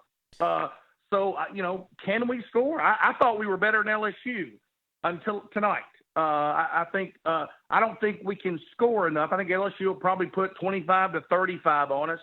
I don't know that we can score that against them. But I tell you what, at least now I think it's great for the coaches to see. This is great for Gus. He's going to go back to the film room and say, hey, listen, am I going to be stubborn and just keep doing what I'm doing, or do I need to change some things? He's going to have to change some things if we're going to win games. That's just my opinion. Did you think the play calling was bad today? I just don't know, JGT, because I just don't know. I'm not in that circle huddle. I'm a big Bo Nix fan. I love it, okay? But he was absolutely terrible, okay? My question is, when we're 3rd and 2 and 3rd and 3, which we were, it seemed like 8,000 times, okay? You've got a freaking 7-foot megalodon athlete on the sidelines that you're not putting in the game. There doesn't need to be a quarterback controversy at all. But if you need somebody to get 6 feet, you need Joey Gatewood. Okay. Yeah. You don't need to be in shotgun and say down set hut and then go 6 seconds before you hand it to Booby and let him get killed in the backfield. Okay. Let Joey Gatewood just ram somebody's ass forward for 6 feet and move on, and then get him out of the game and bring back in Bo. But were they in a lot? That's my opinion. Were they in a lot of spots like that? I mean, 3rd and 1, 3rd and 2. I remember them being in 3rd and 8 a lot. Well, there was a lot. Now, JT, I think if I remember the game, Danielson will tell you we had a lot of 3rd and 2, 3rd and 3s. I remember a couple that we handed to Booby on a delayed handoff, and he got sacked at the line of scrimmage. Mm-hmm. Now, speaking of Booby, I do want to say this: there are some people on the bunker that are saying Booby's not any good. I know you've called him a Roomba. Okay, I'm completely in disagreement. I freaking love that dog. He is a damn good running back. If we could throw the ball forward, he'd be a lot better. We can't throw the ball forward, and it hurts him. That's my opinion, anyway, but that's what I'm saying. Yeah, I mean, I don't want to be known as somebody guy who's hating on Booby. I think he's fine. I just don't think he's special at this point, and I think he just runs Well, into. I don't know that he's Cadillac Williams. Yeah. But I don't think that he's, Johnny Greenback Johnson either for freaking Laverne, Tennessee. Yeah. I mean, he had some really, really good runs. If we could complete a forward pass, JGT, he would be better. Dan Agreed. Mullen's a smart guy. I can't stand him, especially from the comments he made at halftime. Yeah. But, Dan Mullen went in. It's funny as hell. I was talking to some guys before the game, and I had said that when we hand it to Schwartz, they'll be all over him. Okay. Well, sure enough, we handed Schwartz. They knew that play was coming. It's a 2 or 3 yard loss. Mm-hmm. Mullen's smart. I mean, he's going to stop Booby and make Nick's throw. Well, we just don't throw very well. We're not, but Nick's, I love him to death. He's savvy as hell. He's a tough lunch bucket guy, but he's just not an accurate passer. So that hurts us. But we can learn from this game. Yeah, I mean, I think it's going to have a lot of Gus is going to have a lot of opportunities to say, "Hey, this messed up," and maybe that's going to be good because I really do think they're going to kick the hell out of Arkansas. I think they're going to destroy them. Well, now here's my disagreement. I respectfully disagree because I don't know that we have the offense to do that. I just don't now. Hopefully, we can change some things. I think if Gus, changes up something when it's 3rd and 2, put in that big son of a bitch on the sideline. Okay. Don't do a gay-ass, 6-second delay handoff to your tailback. But I do think we can beat Arkansas, but I think they can beat us. And if we can get some offense, we can compete with LSU. But the team tonight that played will get slaughtered in Baton Rouge. However, let's be honest. Let's look at the positives. Our defense is pretty damn good. Yeah. Okay. I don't care what anybody says. That's a pretty good defense we put out there. Okay. The offense went 3 and out just about every damn series. And the defense hung in there. We gave up 24 points.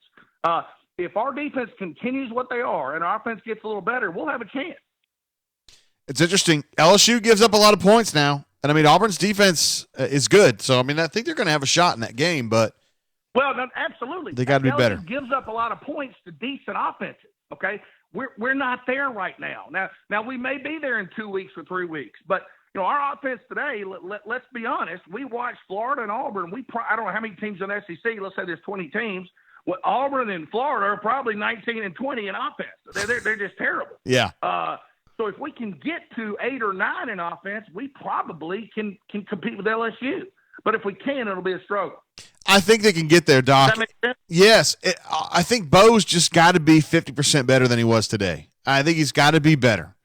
And if he's better, is it Bo or is it Bo or is it the plays, dog? I mean, here's the deal. Bo, every time he does a free step drop, if that player ain't open in 3 seconds, we are completely double-twatted fucked. We're screwed, okay? He's got to run around forever, okay?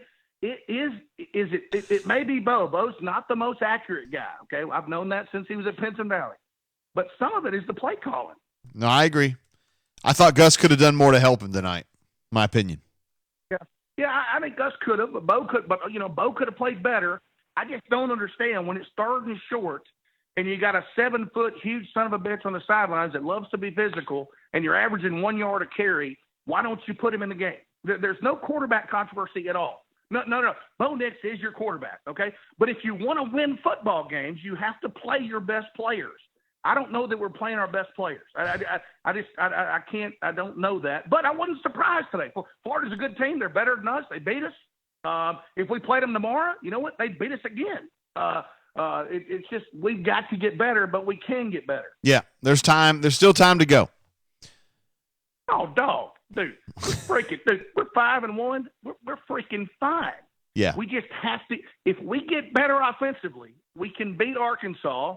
we can titty blast LSU, and then it's on. Okay. Now keep in mind, a lot of people don't realize Mama Jordan Hare is on our side. You know, we got Athens and Tuscaloosa. Those bitches are coming home. Yeah. Okay. So if we can get better off, you know, Georgia's not that great offensively. I'm charting plays tonight in the Ohio State game. They're not that great offensively. If we can get a little better, dog, we're gonna be okay. We just have to get. We can't be so inept today as we were today. We cannot be this pathetic offensively. Yeah. I know a lot of people are saying offensive line. Dude, it's much more an offensive line. Our receivers got to get open. Bo's got to throw better passes. Gus has got to call a better game. And Gus has got a 7-footer on the sidelines that can get 2 yards. He's got to use him. Yep. That's my opinion. Doc Dumpster, you're a legend. I appreciate you being on the show and being part of the site, brother. Let me tell you something, JGT. Hey, love the family. Ain't nobody better than the bunker. Can I give a big shout-out real quick? Of course. You there? Yeah, hell yeah. Let's do it. You there? Yeah. Big shout-out to Bull. Hey, let me give you a big for @Bull. Bull's a big old – hey, Bull's a business owner from freaking Connecticut County, had open heart surgery a month ago. And I love the guy. He is absolutely great, and wanted to shout out big help to him. Funny story for Bull, real quick. Yeah. Bull goes on some vacation like 6 months ago, and he's like in the Netherlands or Thailand or freaking Sweden or somewhere. I don't know where he is. But he sends me some picture, and he's eating freaking lunch with Ozzy Osbourne.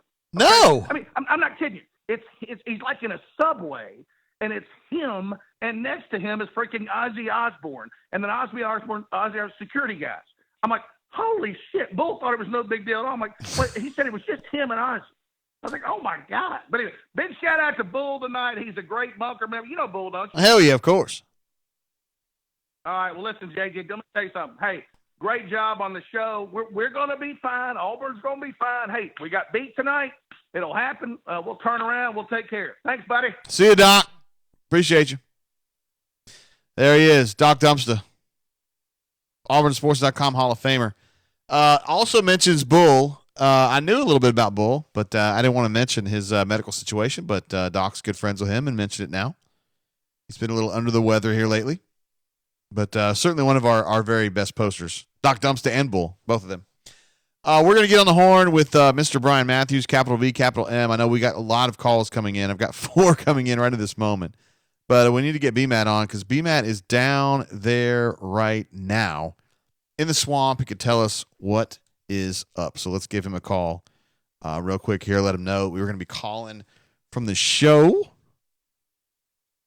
Gambling Gustav says maybe we can get Lurker for our next coach. BMAT, what up, bro? Hey, man. Am I live? Hell yeah, you're live. Cool. How you doing? Well, I mean, I'm great. Where are you located right now? I'm in the Florida press box in the back area. They've got like a little area where they serve food, and there's a bunch of tables, and there's AC. So I'm just hanging out right now, doing some writing, some transcribing. Doing some writing. What's your thought on this game, man? It seemed a little bit disappointing from an Auburn perspective. I thought in many ways Auburn blew it. I mean, they forced 4 turnovers. They had the ball in Florida territory, a first down, I think 5 times it was. I think 3 or 4 of those were inside the 40-yard line. And offensively, they came away with 6 points, 2 field goals off those 4 turnovers. That just doesn't get it done. And I thought the plan was really simple offensively. I thought they did a poor job abandoning the run early and didn't really have adjustments for what Florida was doing until later in the second half.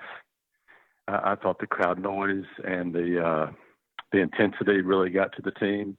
Bo Nix, you could see he was a true freshman really for the first time this season. I thought, probably since the first half of the Oregon game, made some mistakes, forced some things, in my opinion, but that happens with the true freshmen sometimes. And it was a really intimidating atmosphere. I don't know how much that came across on TV, but it was very, very, very loud.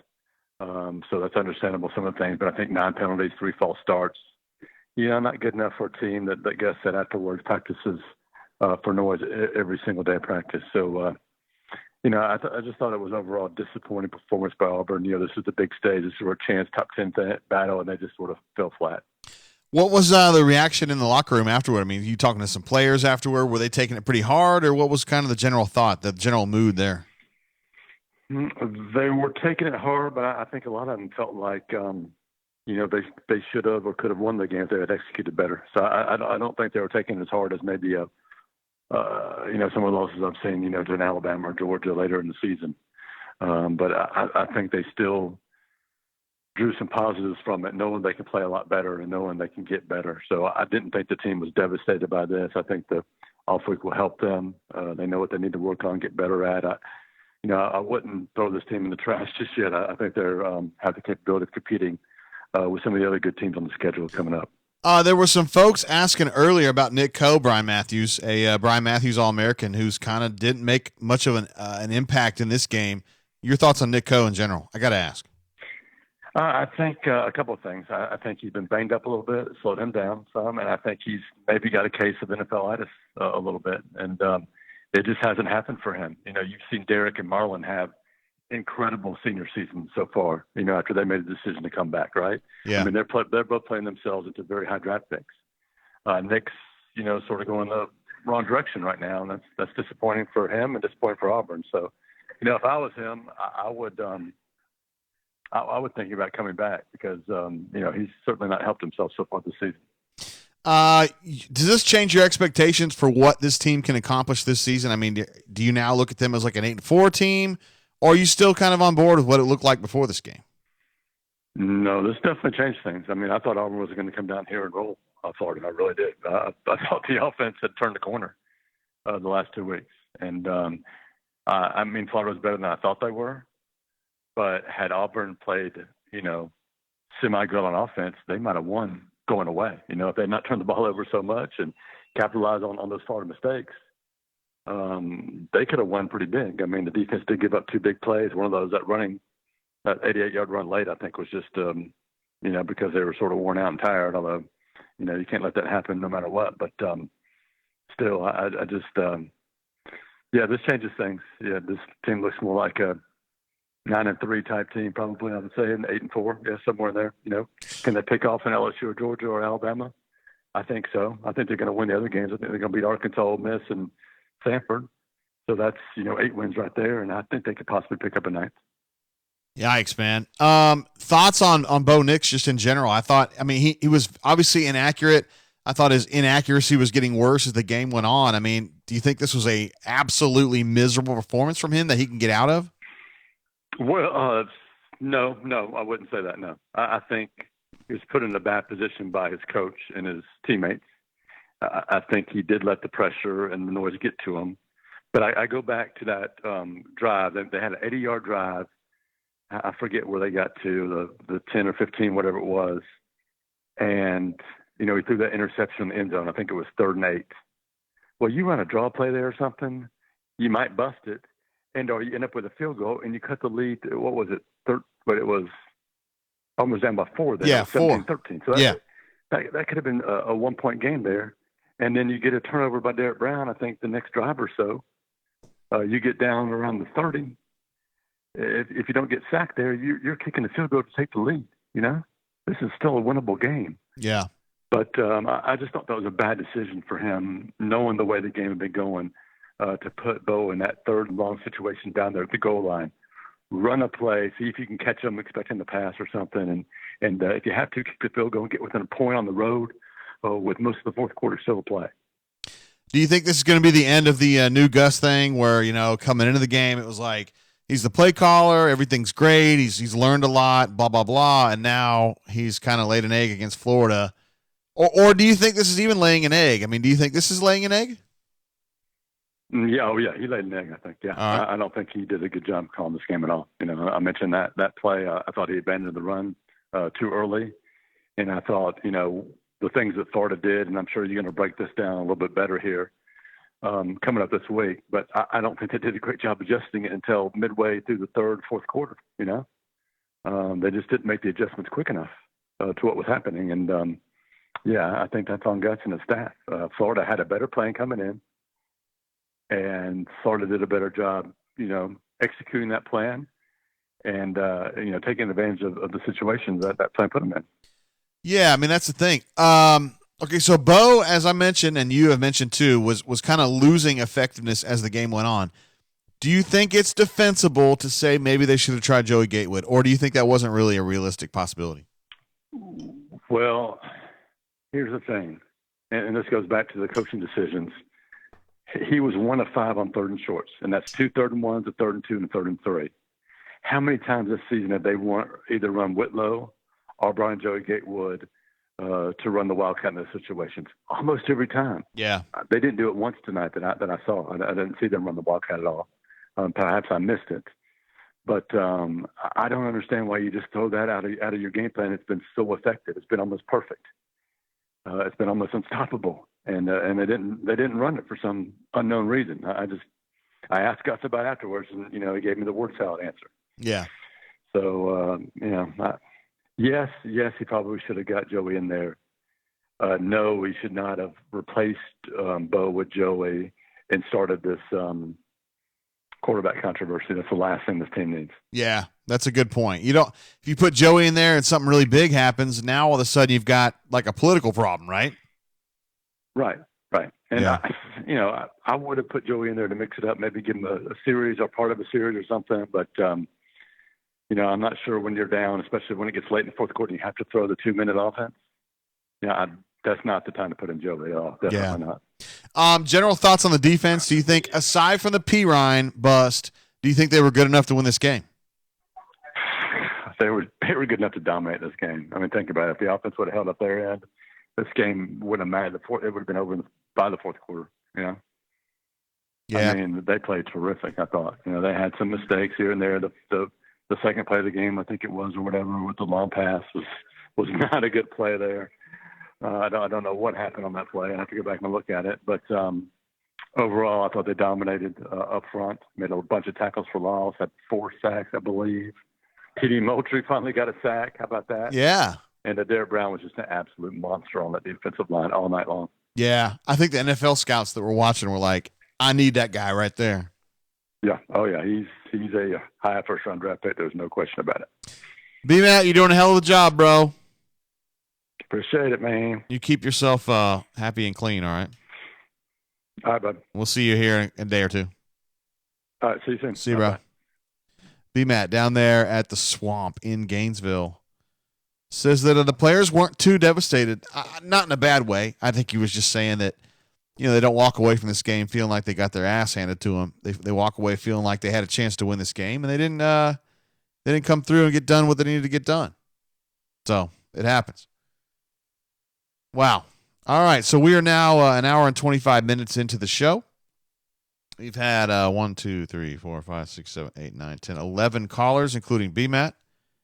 And I have missed the 352 area code caller. I am sorry that I missed you.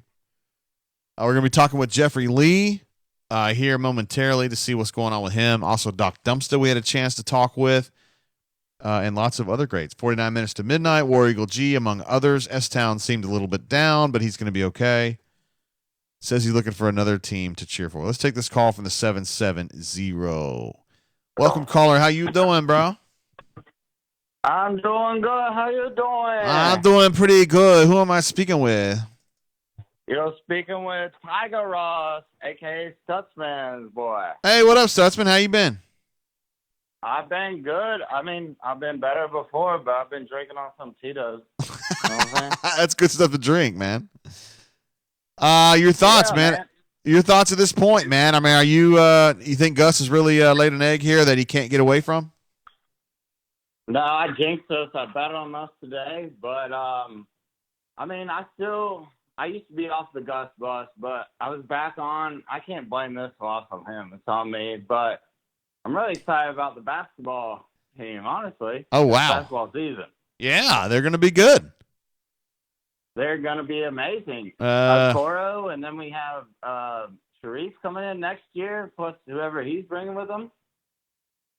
Yes, there are some good players. They got a lot of bodies now. I mean, they got like a full 12 or 13 guys ready to play, so that's going to help them for sure. But, in the aftermath of this Auburn-Florida game, I feel like everybody wants to talk about football, right? Yeah, I get that. So what do you think the season ends up, JG? Give me that. 9. What do you think the season ends up? 9-3 is what I'm seeing at this point. 10-3? 9-3. Yeah. So I think they're going to win. They're going to win one of these big games. They're going to win either LSU, Georgia, or Alabama. I don't know which one. And that's going to get them to 9-3. I think we win Georgia. I don't see us winning LSU. We're cursed down there. I don't see us winning that. Yeah, it's been 20 years, right? Yeah, I just don't see it. I just don't see it. So then you got Georgia at home. Then you got Georgia at home and Alabama at home. And I think they're going to win one of those. Yeah, I agree. I don't know. I think Tua might kill us on the slants, but I have a better feeling against Georgia, honestly. Just with the way they've looked this year. They haven't looked that great. And I think Florida had a really good defense. Their DB made a great play on one of those balls. And, they're good. Yeah. Good. Where did you watch the game from tonight? At the house, or were you down there? No. I was at a bucket shop up here in Atlanta. Word. Okay. It's an Auburn bar up here. But, we just couldn't get it through. But, JG, I love you. I love Jay Lee. I love B-Matt. Nate seems like a cool dude, too. And I love everything you guys do. Appreciate you being part of the site, Suds. Be good. Oh, yeah. See you, bro. One of the good guys right there.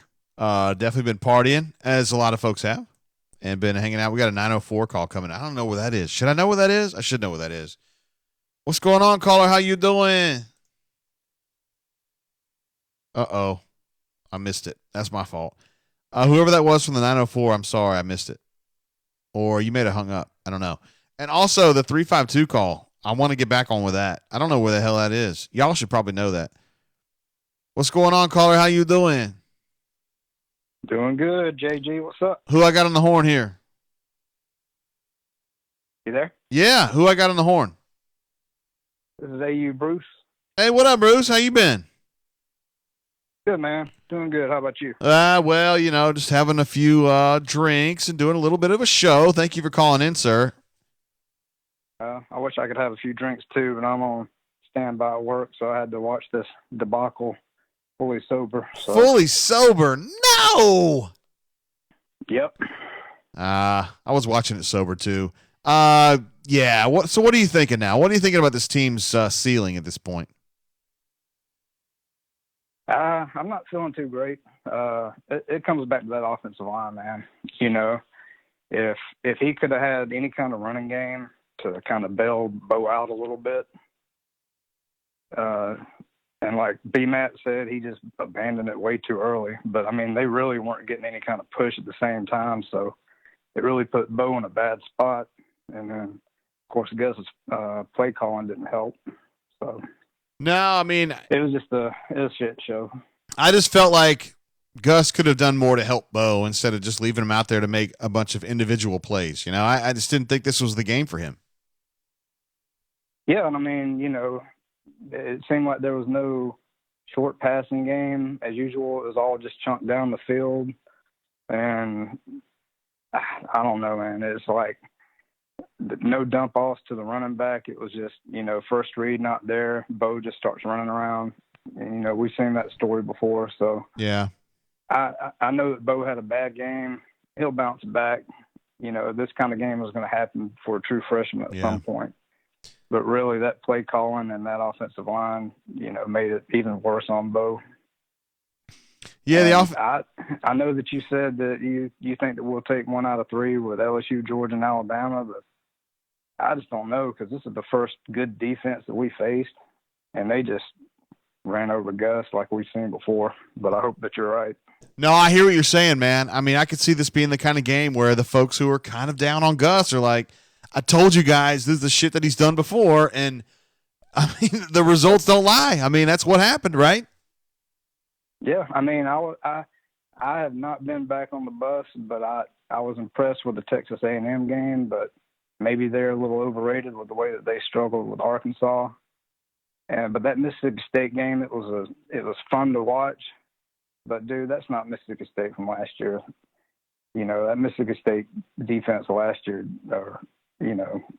just handled us. Yeah. And that's because they had such a good defensive line, and that's the kind of line we're going to see against LSU, Georgia, and Alabama. Yeah. Just like Florida today, we couldn't run on them. And I could see I could see somebody saying, okay, look, if we can't run on Florida with a 5 senior offensive line, what are we going to do next year? I mean, how are we going to get better on the offensive line for next year? And I don't have a good answer for that. I don't know as though they're going to be any better. I don't have any reason to believe they will be. And so, yikes. No, I mean, you got to hope that the JUCO tackles are better than expected. Yeah, you're right about that. I don't see it, man. I don't see it. Hey, you, Bruce, appreciate you calling in. I hope you do or don't have to work, depending on what you want to do. I don't want to work, man. I've had enough of that. All right. Hey, you, Bruce. Appreciate you, bro. See you, man. See you, man. Definitely a voluminous poster there. And a guy who hadn't called in before, so I'm glad to have him part of the show. That's awesome. There was a rumor going around the Tate family chat that my dad wanted to call in, but I don't know if that's exactly true. I need to confirm with him if he wanted to call in, because I'd have to cut him off, but we'll have to see if he actually would talk. My dad thinks he knows more than he does, and he lives up in Columbus, Ohio. He's kind of like a de facto Ohio State fan, which, believe me, I know that's bullshit. I'm not a fan of it. But it's just kind of what he's exposed to. And, yeah. Let's take this call right here from the 334. That's where I'm from. What's going on? How you doing, caller? Hey. What up? PG. What up? Hey, man. What's going on, bud? How you doing? Who am I speaking with? Hey, Jay Walker. What's up? Hey, Walker. I didn't recognize you, man. How you doing? I'm doing all right, man. It's another day. Oh, now I recognize you. Now I hear that beautiful, silky voice of yours. I'm not feeling silky tonight, man. I promise you. Now, I know you've been hoping that Auburn was going to be able to keep it going, and tonight was probably not the night for that, right? Not at all, man. Hey, just a quick technical question before I get into this thing. Yes, sir. Is there any way to boost the audio from the callers? Your mic is a ton hotter than the callers' mic. Yeah, for sure. I can do that right now. Yeah. All right. There you go. That's better. All right, let's have at it, bro. Okay. All right, man. Listen, first of all, I know everybody loves Doc, okay? I know you love Doc. I love Doc. I've got to vehemently disagree with Doc on 2 points, all right?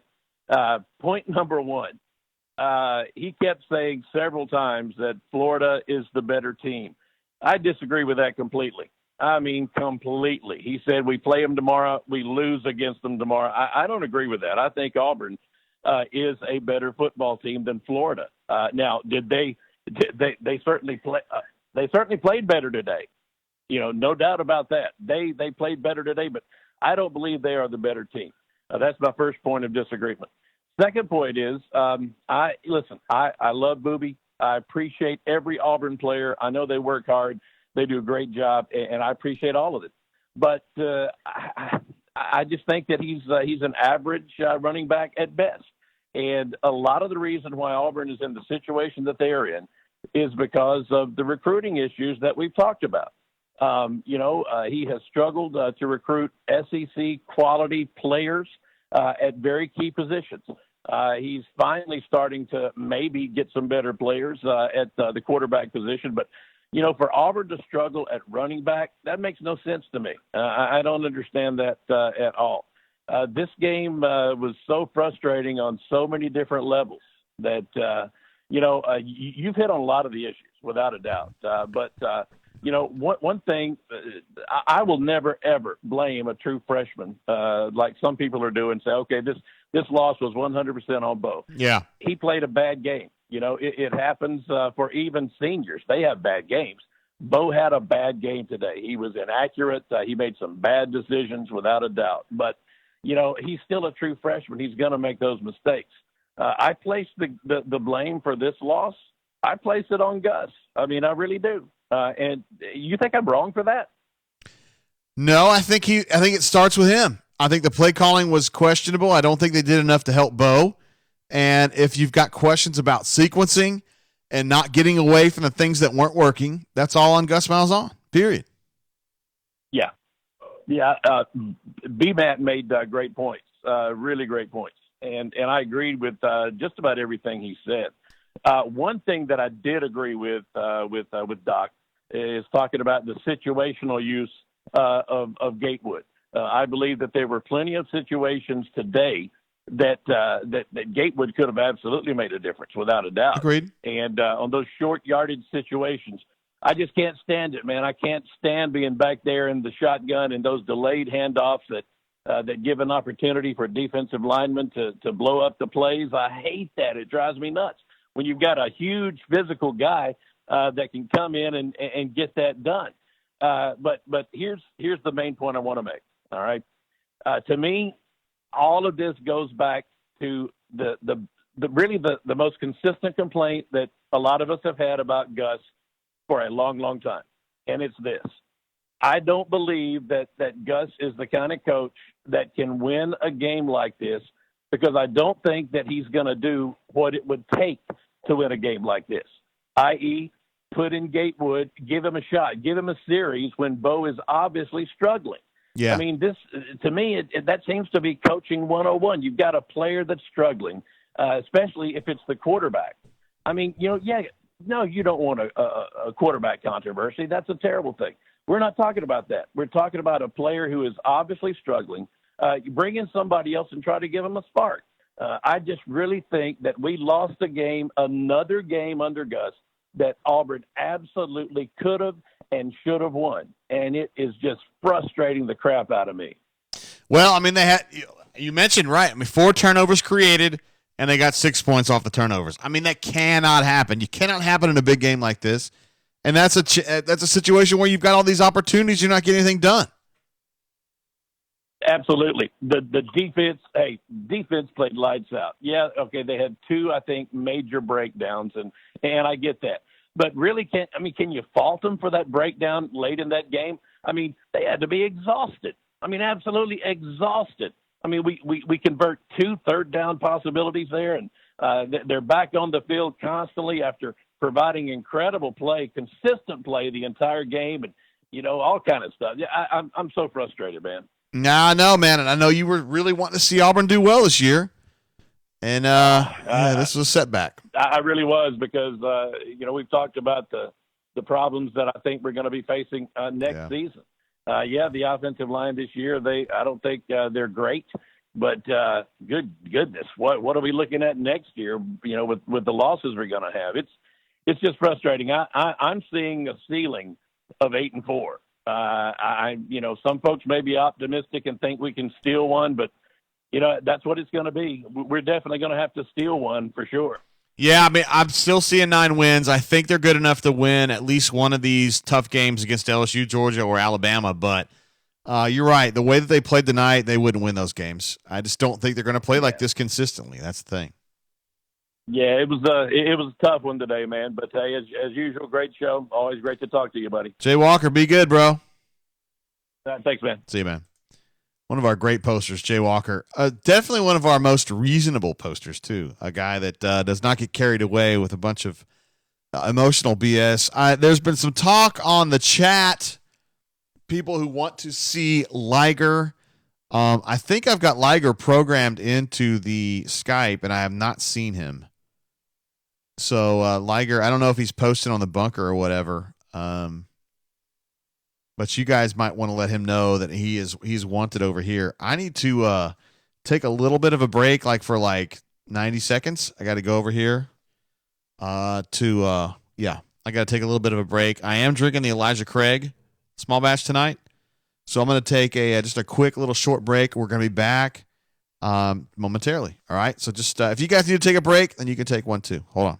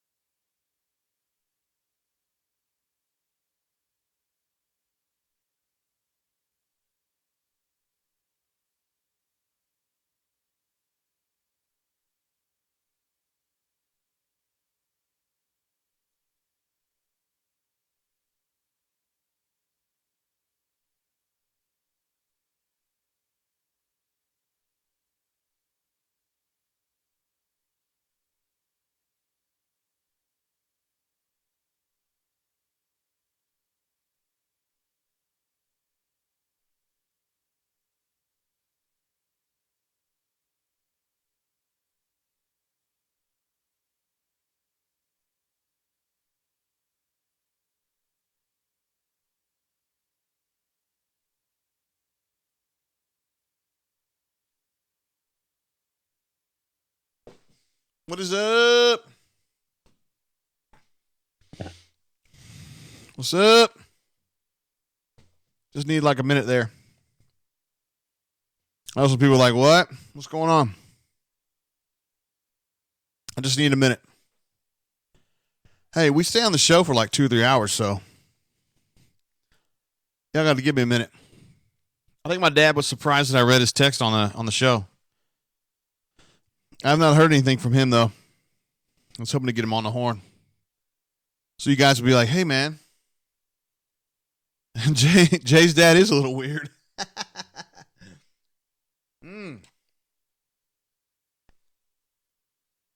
Got a little bit of rice there. All right, we're back on. We good. Ed Darby says, halftime over. I just did it. Let's see what's going on. Ben says the bowel drain. No, that's not what happened. David Brown says, what's going on? Dude, I just need a break for like a minute. But I'm back. I'm good. We'll go ahead and take this call to break up to end the streak. What's going on, caller? How you doing? Hey, what's up, JG? It's MD Harold. Hey, what's going on, bro? Not much, man. Just chilling. Kind of a little deflated after that loss this evening. Yeah, tell me kind of what your big takeaways are from that game, bro.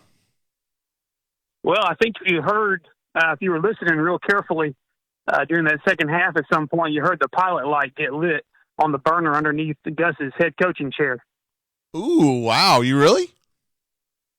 I think so, man. I mean, I say pilot light. You know, I think you still got a few levels to go, but I appreciate all the takes that have been given this evening on the bunker and in the call-in portion. But at the same time, there's a part of me that just kind of, I'm over it. It's like, really, what's the point of sitting here, and trying to, slice and dice and discuss and kind of try to play the what if game and if this and but that and all this stuff, because at the end of the day, Gus is the common denominator over the last several years of Auburn's failings, and I think you just got to deal with the issue. You got to deal with the root cause, and tonight, the root cause kind of showed his cards again. Yeah, so you're basically thinking that Gus is back to being sucky, right? Well, I don't know that he's ever. I don't see. That's the thing about Gus is he's always been kind of just good enough with occasional forays into greatness. Yeah. But it just can't. It's the same issues that plague him to keep him from consistently being, elite upper level. With Auburn getting over the hump, I was thinking the other day, it does seem like in many ways that Gus has reestablished himself, this year to a degree, although certainly this evening was just baffling. Yeah. For everything that's been mentioned already and for more, it's just baffling tonight, really. But, if you look at I can say honestly that he has not built a program at Auburn. We're in year 7 and he has not built a program. He has not established a program. Auburn does not have an established, consistent year after year machine that can, and I'm not even necessarily talking about, national contender year after year, but I'm just talking about something that's consistent and dependable. And I don't think Auburn fans really, this has been discussed many times over the years on the bunker, I don't think that Auburn fans really expect to play for the Natty, year in and year out. Yeah. I think that Auburn fans do have quite a bit of reasonableness at their core and say, hey, do good against the rivals, do good in the postseason, every 2 or 3 years, compete for the national championship. And if you can do that, I think you're going to have a happy fan base. Yeah, I don't think people are expecting natties every year, but I think this was a year where they thought this was a year that Auburn could get 10 wins, 11 wins maybe, and this loss at Florida kind of hurts that, right? Oh yeah. It just again, it's just the mind-boggling stuff. If any game ever called for a Cox cat, it was this game. But you didn't see Booby Cat. You didn't see. It's all been said. It's all been done. It's all been said. It's just you got to deal with the guy. You got to deal with the problem. You got to deal with the issue. And I know the year's got to play out. It's got to play out. There is a chance. How minuscule, how great, I don't know. It's kind of funny. Fat chance and a slim chance is the same probability, but that's kind of a conundrum there. But anyway, I digress into philosophical wildings this evening. But you gotta play the season now, and I understand there's a chance that Auburn could get one. Yeah. Against LSU, Georgia, Alabama, but it just, I think, look, there's the buyout. Who knows? Is Auburn going to be willing, even this year, with a little bit less of a buyout, are they going to be willing to pay that buyout? What? Come on, let's not get ahead of ourselves here. They are 5-1 at this point. Let's not get too caught up in buyouts and stuff just yet. You know what I mean? Yeah, but Jay, it's the same old song, man. It's the same old. There's really, not a great foundation for a big hope for next year, which has been briefly alluded to a few times tonight. The quality has not gone into the offensive line recruiting.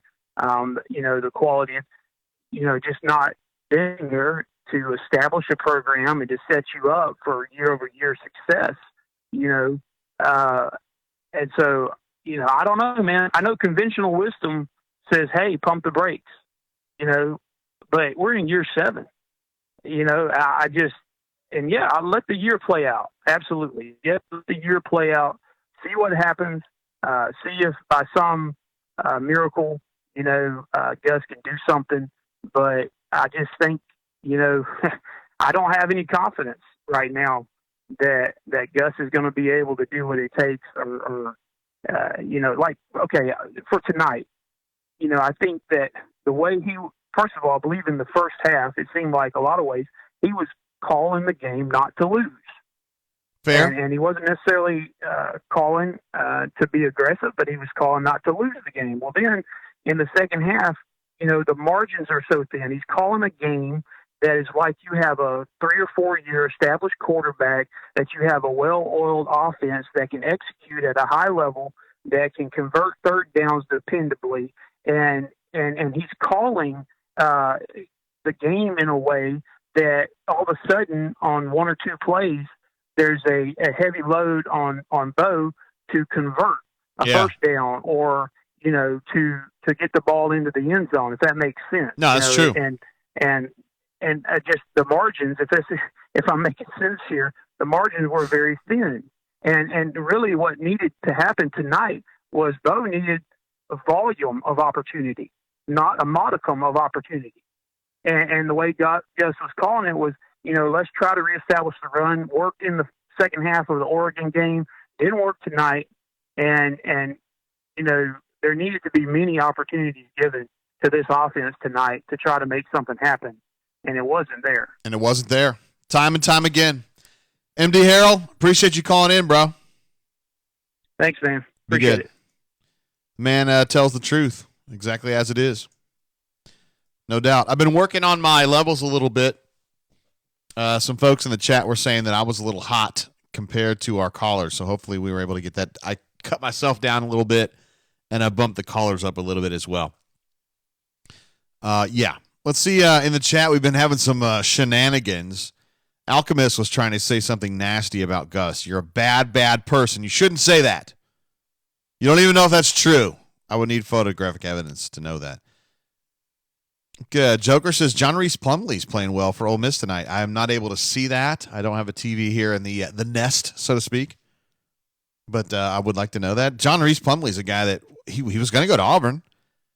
But Ole Miss was like, hey, we really need you. Auburn just kind of needs you. And then he went to Ole Miss. So I feel like Auburn folks should probably cheer for John Reese Plumlee, unless he's playing Auburn, of course. 49 Minutes says, what the heck? Gus called multiple long passes late in Bo, and he missed every single one. You're right. Bo had a bad night, accuracy-wise, particularly in the second half, and it was going downhill in the fourth quarter. He just lost all confidence in what was going on. PC Rebel, one of my friends from the rebelgrove.com site, who watched the G-Pit show, says JRP, John Reese Plumlee, is the future. Yeah. He's good. He's a good player. 256 area code coming in. What's going on, caller? How you doing? Pretty well. How are you? Who I got to hear on the horn? It's Farm Data. How you doing, man? Good, thank you. How are you? I'm great. I'm glad to have you on the show. I think your claim to fame at the site was how nicely you treated Rice when he owed you money, right? Yeah, that was kind of an easy bet. Yeah. We worked with one of Carry-On's dad's best friend, and he'd been telling us all along that if Carry-On had a decent year, he was gone regardless of the valuation. And Rice told me how stupid I was and all this kind of stuff. So, it was a pretty easy bet. So we decided to put that money to good use. So, you were very nice. You gave him an opportunity to kind of get out of that hole, and I thought he did some good with the money, right? He absolutely did. So, no gentle disparagement to Rice. He did the right thing. I actually called Kenya Relief and made sure that he did call in to give the money, and he did. So that's good. Against Rice. He did the right thing. Yeah, just a quick reset for those who don't know. Basically, Rice bet Farm Data that Carry-On was going to leave or not leave. He thought Carry-On would not leave. Farm Data did. Rice lost the bet, kind of started to welch on it a little bit, and then Farm Data gave him an opportunity to pay up to a charity, which he did, and everybody's good. So all's well that ends well. Farm Data, what do you think about this game, bro? I think, I don't – just like I had to agree so much with MD Harold because I know you told him at one point, let's not get ahead of ourselves, but, we just lost any – chance at the playoffs. I mean, we're no longer in the playoffs because to make it to the playoffs, we have to win out. I mean, we have to win at LSU. We have to beat Georgia. Tough. We have to beat Alabama, and then we have to beat Georgia again in the SEC championship. And this team cannot do that. And so, whatever you want to do with Gus, whether that's acceptable or not acceptable, this team tonight just lost their opportunity to make it to the college football playoffs for yet another year. And so, for me, that's inexcusable, and I'm kind of in the same place where MD Harold is. If you go down to LSU and you lose a game, or you lose a game against a Georgia or an Alabama, that's one thing. But this was a shitty football team. Florida's probably one of the worst football teams I've seen in a long time. It's in the top 25 of all things, and we just went down there and laid an egg.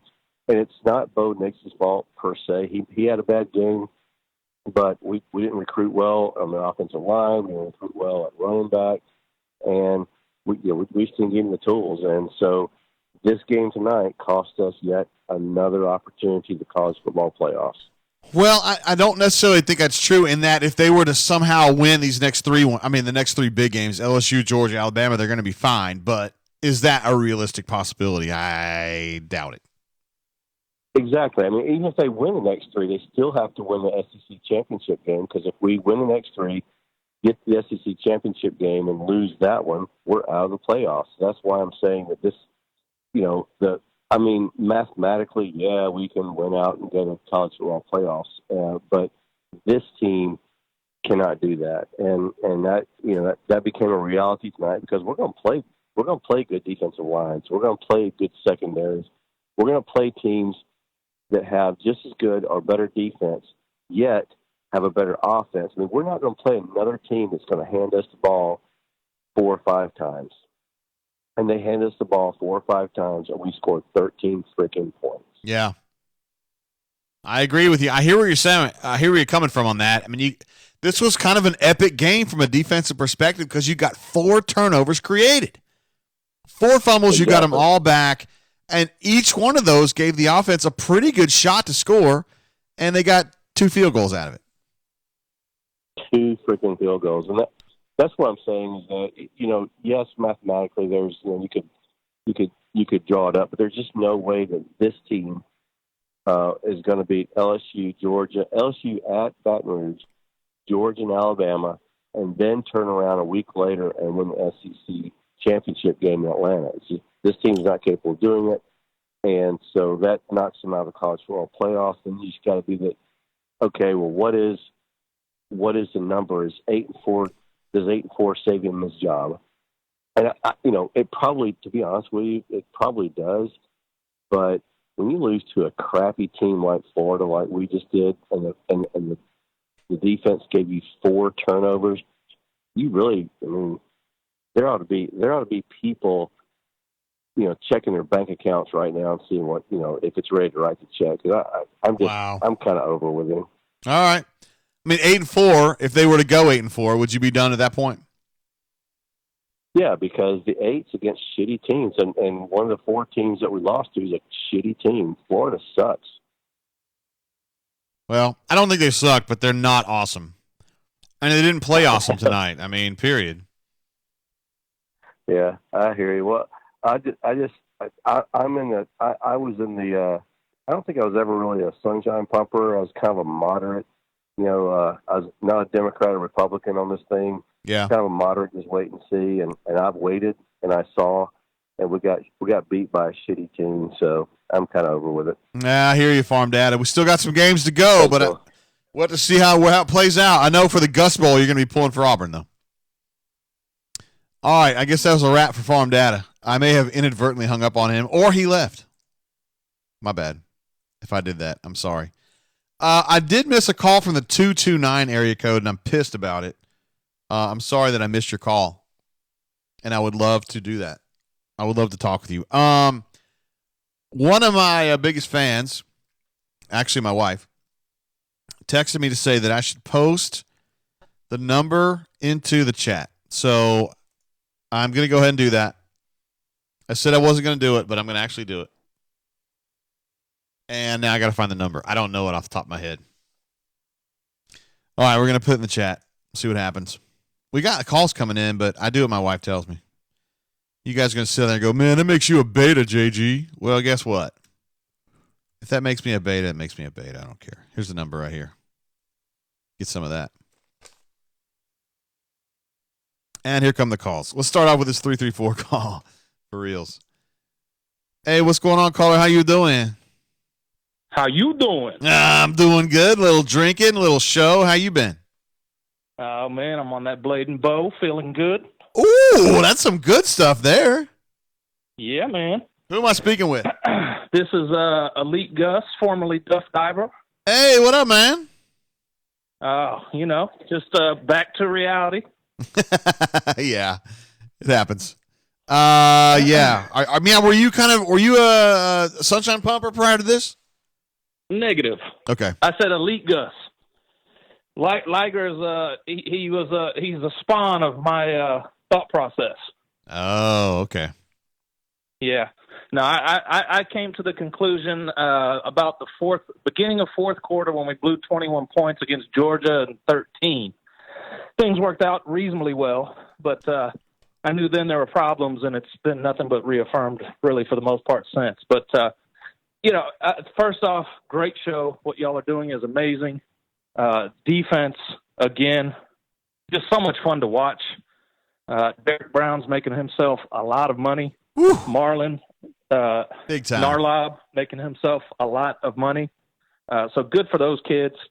For the most part, doing a really bang-up job. Offensively, maybe I'm the only one, but what do we do during the week, practice-wise? It was pretty clear, any show you turned on, they were talking about how poor Bo has performed against the rush. And seemed to me, with the exception of 2 really poorly executed screen passes, we didn't have much prepared for what we knew was coming. Well, what most reasonable people knew was coming in regards to the pressure. So yeah. I just welcome your thoughts there. It's clear that the defense is scheming and practicing hard, but I just wonder offensively, it's like Groundhog's Day. anytime we play competition. They had some weird stuff going. I think our caller earlier, who just said he wanted to be a lurker, was noting that they had some weird schemes to handle edge pressure. And I saw those early in the game and thought, this is never going to work. It's the same stuff we saw against A&M a couple years ago. And I don't know why they keep thinking they can pull a guard across and catch a mesh crashing end. I don't know why. Yeah, I mean that game at A&M, that kid, the first number one pick. I mean, he almost killed our guy. So yeah, again, it's just deeply frustrating. Same old. You know, I've been to the LSU game the last couple of years. That's not happening in Baton Rouge. Hope whoever goes has a good time. You know, maybe Georgia. Not likely with Bama with the way they're able to throw the ball. But you know, the fact is, this is what it is. And so for those who are high or those who are low, this is what it is. It's what it's been. It's consistent. It's predictable. You know, Bo didn't play well, but to that end, you know, Gus seems as though for our offense to perform well, the quarterback has to be playing at an extremely high level. And to expect that game in, game out from a freshman, true freshman, that's just not reasonable. Yeah. And so, you know, there's one common denominator, and this week it's Bo. You know, last year it was someone else. 3 years ago it was someone else. Same results, same frustrations, same story. So, you know, it's almost basketball season. We'll enjoy the balance of this year. We'll cheer for Auburn every week. But as far as expectations are concerned, I think, you know, they're pretty well set. Yeah. Basketball season, only I think 40 days away now. So there you go. Can't get here soon enough. Elite Gus, I appreciate you being part of the site. Hey, great job on the show. See you, bud. Elite Gus, a voluminous poster and a good one too. A couple things I missed, some calls that I wish I could have hit there. I got a call from 315 who called here it comes, 315. I want to hit that one. I don't even know what that is. What's up, caller? How you doing? Hey, how you doing, JG? What up? Dave Brown. What up, man? This is Dave Brown. Yeah, I got you, man. Where are you located in general? Augusta, Georgia. Oh, okay. I just didn't notice I didn't know that area code. Yeah, this is a New York area code. But you know what? I'm a big Auburn fan. You know, I'm a big AuburnSports.com fan. I really, really like what you're doing, brother. Man, I appreciate that. I appreciate you calling in. What are you thinking about this game? You know what? I like how our boys battled tonight. You know, it wasn't the greatest, but we tried. You know, our defense was good, but you know what? We got to get some better play calling on offense. Well, yeah, that's something that's been going on for a few years now, right? Yeah, that's correct. But you know, I like Gus. I like the new Gus. Yeah, I mean, this was the first game where I was like, I don't know, man. I don't know if he has the same verve that he had before, because he got some ruts in the first half that I didn't think were very smart. Yeah, I agree. I tell you what, it was a tough game to watch, but I tell you what, the Swamp is a tough place to play. It is. I try to tell folks on the bunker, man. I mean, everybody talks about a loud stadium, but I'm telling you, Florida is really, really loud, and it messes you up if you're not ready for it. So I just think once you get in there, and I think Bo learned, man, once you get in there and you get kind of, you know, Florida got that early touchdown, and he got behind, and he felt like he had to press a little bit, and then you know what happens after that. Yep. Yeah, I totally agree. I'm not a member of your bunker there, but I'll tell you what, I'm fixing to sign up because I really like what you guys do, man. I like what you guys do, and the Voodoo Wing Company. I ain't had no wings, but I'm gonna try some of those wings, you know, pretty soon here. I hope you get a chance to. Dave, I appreciate you calling in, bro. Thank you very much. War Eagle. See ya, War Eagle. Dave is in Augusta, but I had that area code that kind of took me off guard a little bit. He said it's from New York, because we all have like these phone numbers that we had 10 years ago or whatever. I mean, if I had lived in Peru at that time, I guess I'd have a weird number, wouldn't it? Well, probably more like Guam, right? Because Peru, they would have made me change. At this moment right now, we do have a spot if you want to call in. I know I missed somebody from the 423 area code. Ooh, here's a number. Here's that 229 coming back through. Let's see what this is. What's up, caller? How you doing? JG, what's up, man? Word. I know this name. I know this voice. Who am I talking to? This is Cope 07 okay. from the bunker. Yeah, what up, man? Where you at? What's your area code? I live in Atlanta, Georgia. This number is from the metropolis of Titletown in Valdosta, Georgia. I just keep on to it for nostalgia's sake. No, I get it totally, man. How you been tonight, man? I'm good, man. Defense played lights out, gave us so many opportunities, but I mean, when you're looking at it, I don't know if Gus got tight with calling plays, or did the offensive line struggles just maybe ask Bo to do stuff he can't do. I'm still trying to wrap my head around the whole thing, man. I mean, I'm going right along with the other callers tonight, but I mean, what do you think, dude? No, I think that Gus could have done more to take some of the load off of Bo's shoulders and try to put it on some of the guys that are a little more experienced. I thought they left Bo out there to hang a little bit, and he didn't come through. And we can sit there and we can criticize him and say, man, you got to make those throws, but at some point in the late third, fourth quarter, you've got to realize the Bo's just not quite there, and you got to figure something else out. That's my view of it.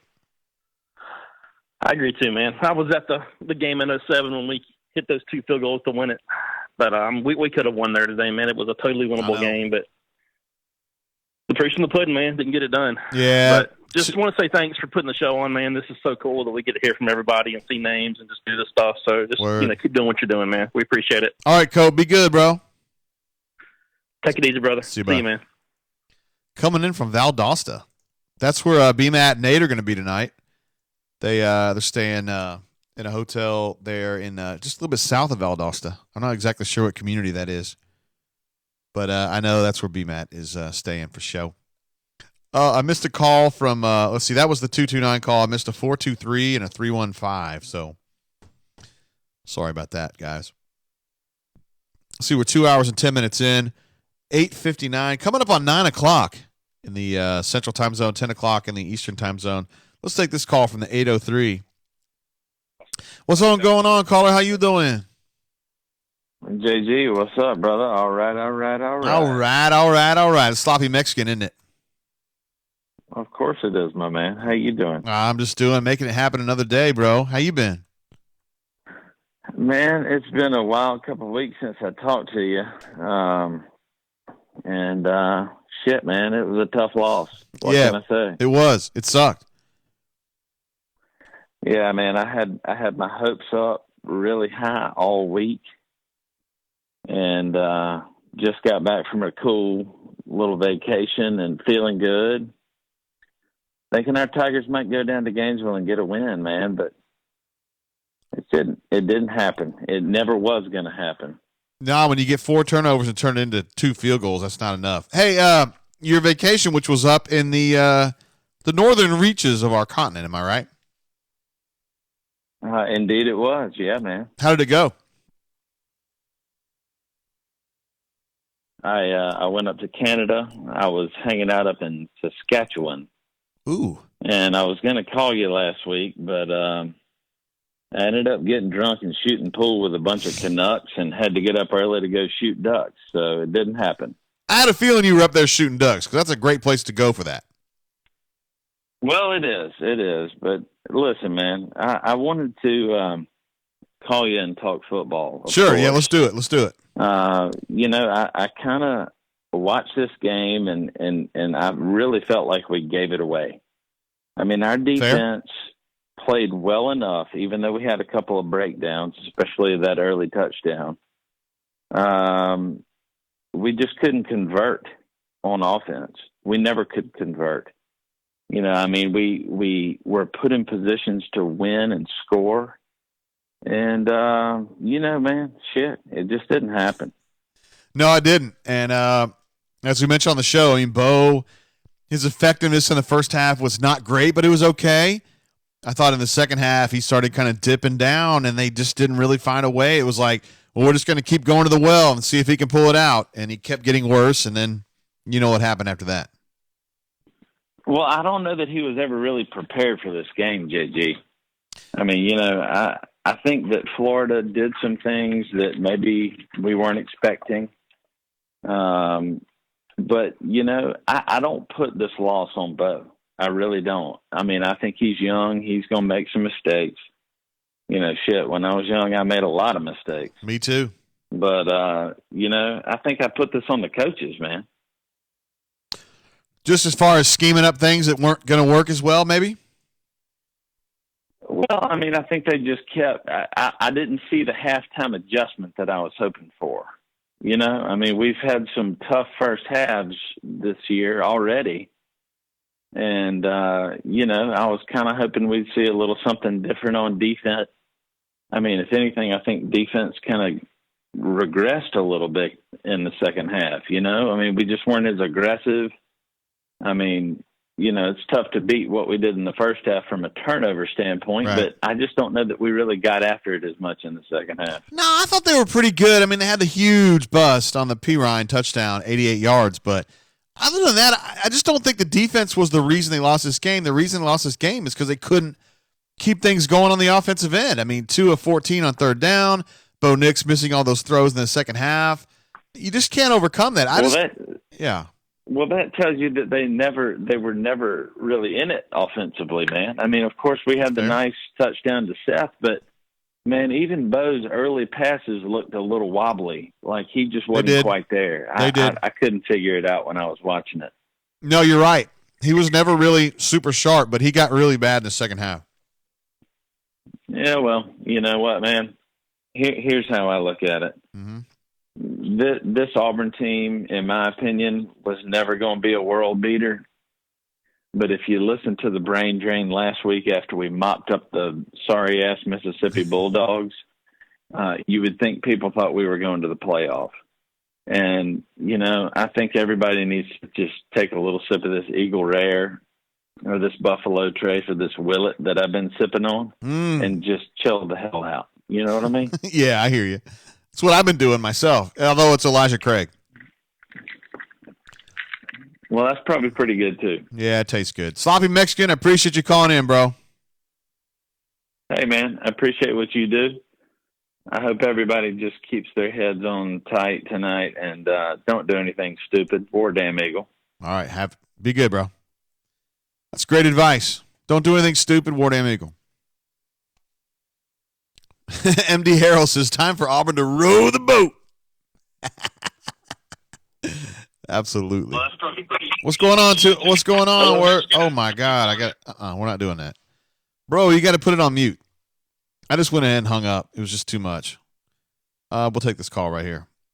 What's going on? How you doing, caller? Hey Jay, how are you? It's Power Man.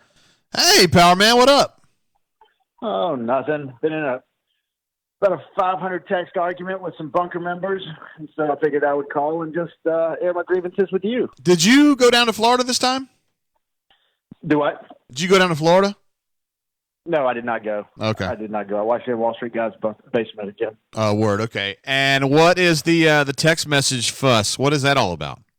Oh, it's nonsensical. It's, I love Bo. I think he is an outstanding young man and all that kind of stuff, but he was real bad today. And it's kind of, the bunker loves, alphas and betas. I feel like it's awful beta for us to follow every paragraph or every sentence that we talk about the quarterback with. Yeah, but he's a true freshman. Yeah. He's either an SEC quarterback or he's our SEC quarterback. So there's some plays that he's got to make, and he didn't make them today. Well, I agree. He missed way too many plays that really hinged on that throw. And I mean, the throw to Seth on the slant route at the end zone, he's got to hit that one. He's got to hit that one. And I bet he hits it. I bet he hits it 19 times out of 20 in practice. But that was the one he missed. Correct.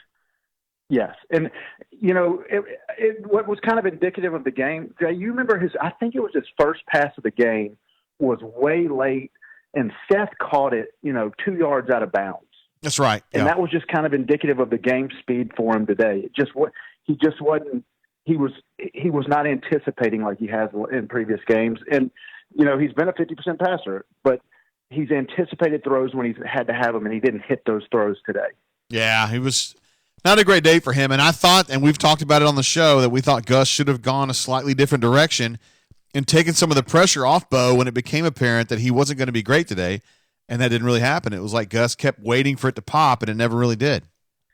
He's got to run him. I think this was part of the text. I think he had 8 or 10 runs, which included sacks. If Gus doesn't run the quarterback, if the quarterback's not a threat to run, the thing doesn't work. And for some reason, Gus doesn't do it. Well, he was running Bo a little bit early in the third quarter, if you remember, and then he got away from it. And we ran for like 80-something yards in the third quarter. Yeah. Or maybe it was third and fourth. We ran for 80-something yards in the third. I think it was the third quarter. But anyway, yeah. I don't know. It was incredibly frustrating. I thought Gus would have answers because he's had good success against Grantham. I thought Gus would be able to eat him up on his pressures, but I don't know if it was Bo that couldn't diagnose it or if Gus just didn't have anything for it. Yeah, I think it was both, really, but I think Gus should have had something more for it. My opinion. Yep, I agree. I totally agree. I thought he would have kind of some, a vintage Gus type performance where, well, he did have a vintage Gus type performance, but maybe a good vintage Gus performance where Grantham ends up guessing with random pressures and Gus is just hitting them with them. But that was not the case by any stretch of the imagination. Not tonight. Not tonight at all. Does this change your kind of like your forecast for where this team's going to end up? Yeah, it's funny. It got me thinking about what you asked me back when I called you after the Oregon game. You said, does this team have big things ahead? And I was very non-committal, and that's where I am. I was big on us last week. I was real big on us last week because I thought Bo got right. I thought Gus got right. I thought we'd figured this thing out. But I heard you earlier say that you think we'll pick off one of the, LSU, Alabama, or Georgia. I have a hard time seeing it. I really do. I just don't know that we can score enough. Yeah, that's the problem now. I mean, you got to wonder because Florida's got a good defensive front, but it's not Alabama, and not full-powered Alabama, and it's definitely not Georgia. Alabama's going to score 50. That's the problem. Well, yeah, that's part of the problem too. Alabama's going to score 30. LSU may score 30. Can we get 30? I don't know. Yeah, that's the thing. Power Man, I appreciate you, bro, for being part of the site and for calling in. You always have some. Thanks for doing what you do. Talk to you later. All right, be good, Power Man. See you.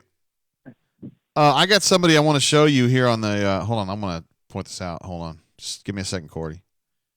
About the Tigers' loss in Gainesville. We're now 2.5 hours into this bad boy, and we're still going at it because that's what we do.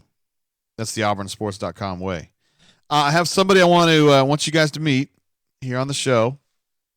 This is my boy. This is my man right here. This is Maverick. Maverick Tate. Say what's up, bro. Oh, whoa. Hold on. You don't need to lick my face. Can you say hi to the peoples? Look right here. Look right here. Say what's up, yo. Hey. What up, man? This is Maverick. He is, 11 weeks old now? 11 or 12 weeks old. We brought him down in Moss Point, Mississippi, and he got to spend 1 month with his big bro until his big bro went to the big pug house in the sky, right? But Maverick's our big boy now, and he would like to say what's up to all y'all. Say what's up. What's up?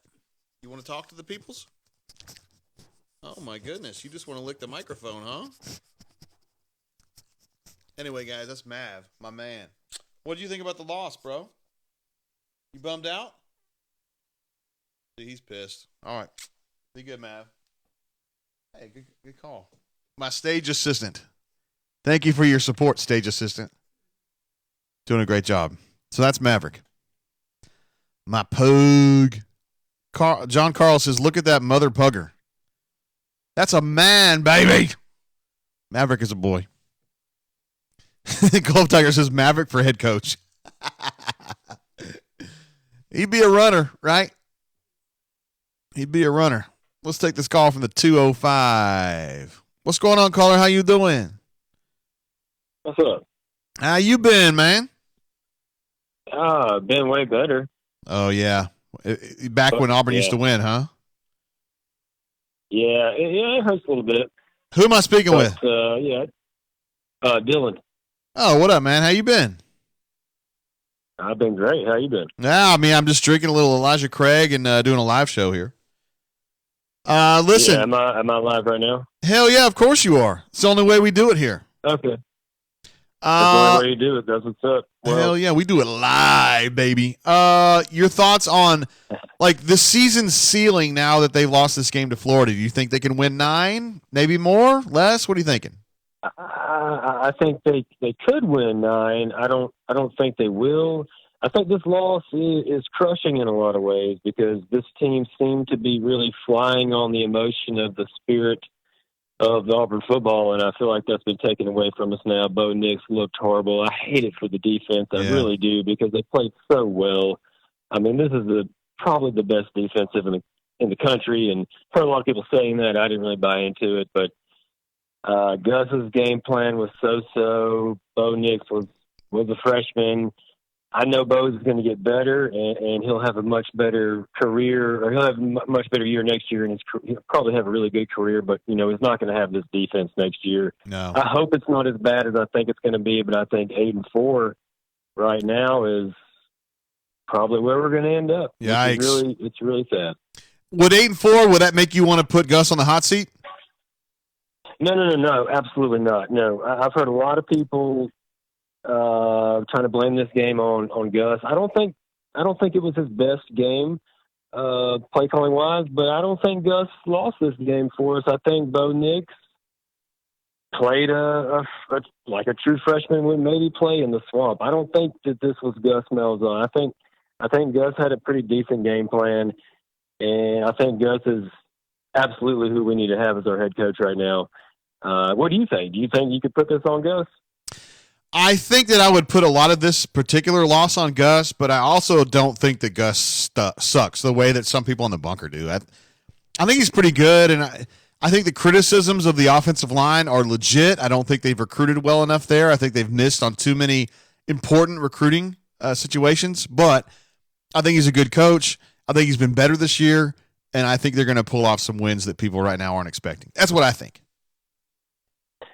I hope you're right. I mean, at this point, we're going to LSU. I hadn't won there in 20 years. Hey, if you tell me right now that we beat LSU in Death Valley, that'd make up for this loss 100%.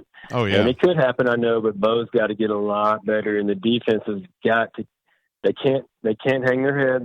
They've got to continue to play with this relentless fire, like they did today. And I just hope that sometimes a crushing loss like this, especially a demoralizing way to lose if you're a defensive player, you did everything you could. I just hope that it doesn't take a little bit of fire away from them, and I don't think it will, but it so easily could. But hey, man, I appreciate you taking my call. All right, Dylan, you be good, bro. You too. He makes a good point, which is the defense has been so good, and he just wants to make sure that they have that fire every time out. I don't think this loss is going to extinguish that at all. If you get to a point where they lose 2 or 3 in a row, then you start worrying about that. But they're going to be okay. They're going to go out there and they're going to beat the shit out of Arkansas. And then you're going to go to LSU, and they're going to be, 6-1 at that point? And it's going to be made up to be a really big showdown, which it will be. But, I was there the last time Auburn beat LSU in Baton Rouge, and I was a young man. And look at me now. Ben says, JGT, you need somebody working the phone lines for you. I volunteer as a tribute. Bro, I mean, I'm fine on the lines, I think, right? I don't know what you want me to do. Like, what am I not getting done? I was hoping to hear from my dad. Oh, boy. E.T., man, why are you sending me these texts that are that long? He says he only lives near Ohio State. He's not actually an Ohio State fan. That's not what it sounds like to me. I am now an Auburn supporter, and over the years, I've been a fan of the Bear at Bama. Get out of here. We don't care about that guy. And the Oklahoma Sooners. Your callers are mostly well informed. Mostly well informed, and students of the game, especially Doc. No F-bomb words on the site. I think the coach is doing a pretty good job. Let's go ahead and take this call from the 850, and we'll get back to ET when we get a chance. What's up, caller? How you doing? Hey, Jay. How's it going? I'm just fighting the power one more day. Who am I speaking with? This is Pina 87. What up, man? How you been? Good. Wanted to finally give you a call. I haven't had a chance to call in on the show yet. Glad to have you here on the air this evening. What are you thinking right now? So I'm kind of conflicted. Lots of different thoughts from everybody. I feel like the blame is kind of getting thrown around pretty evenly between Gus and Bo not being prepared.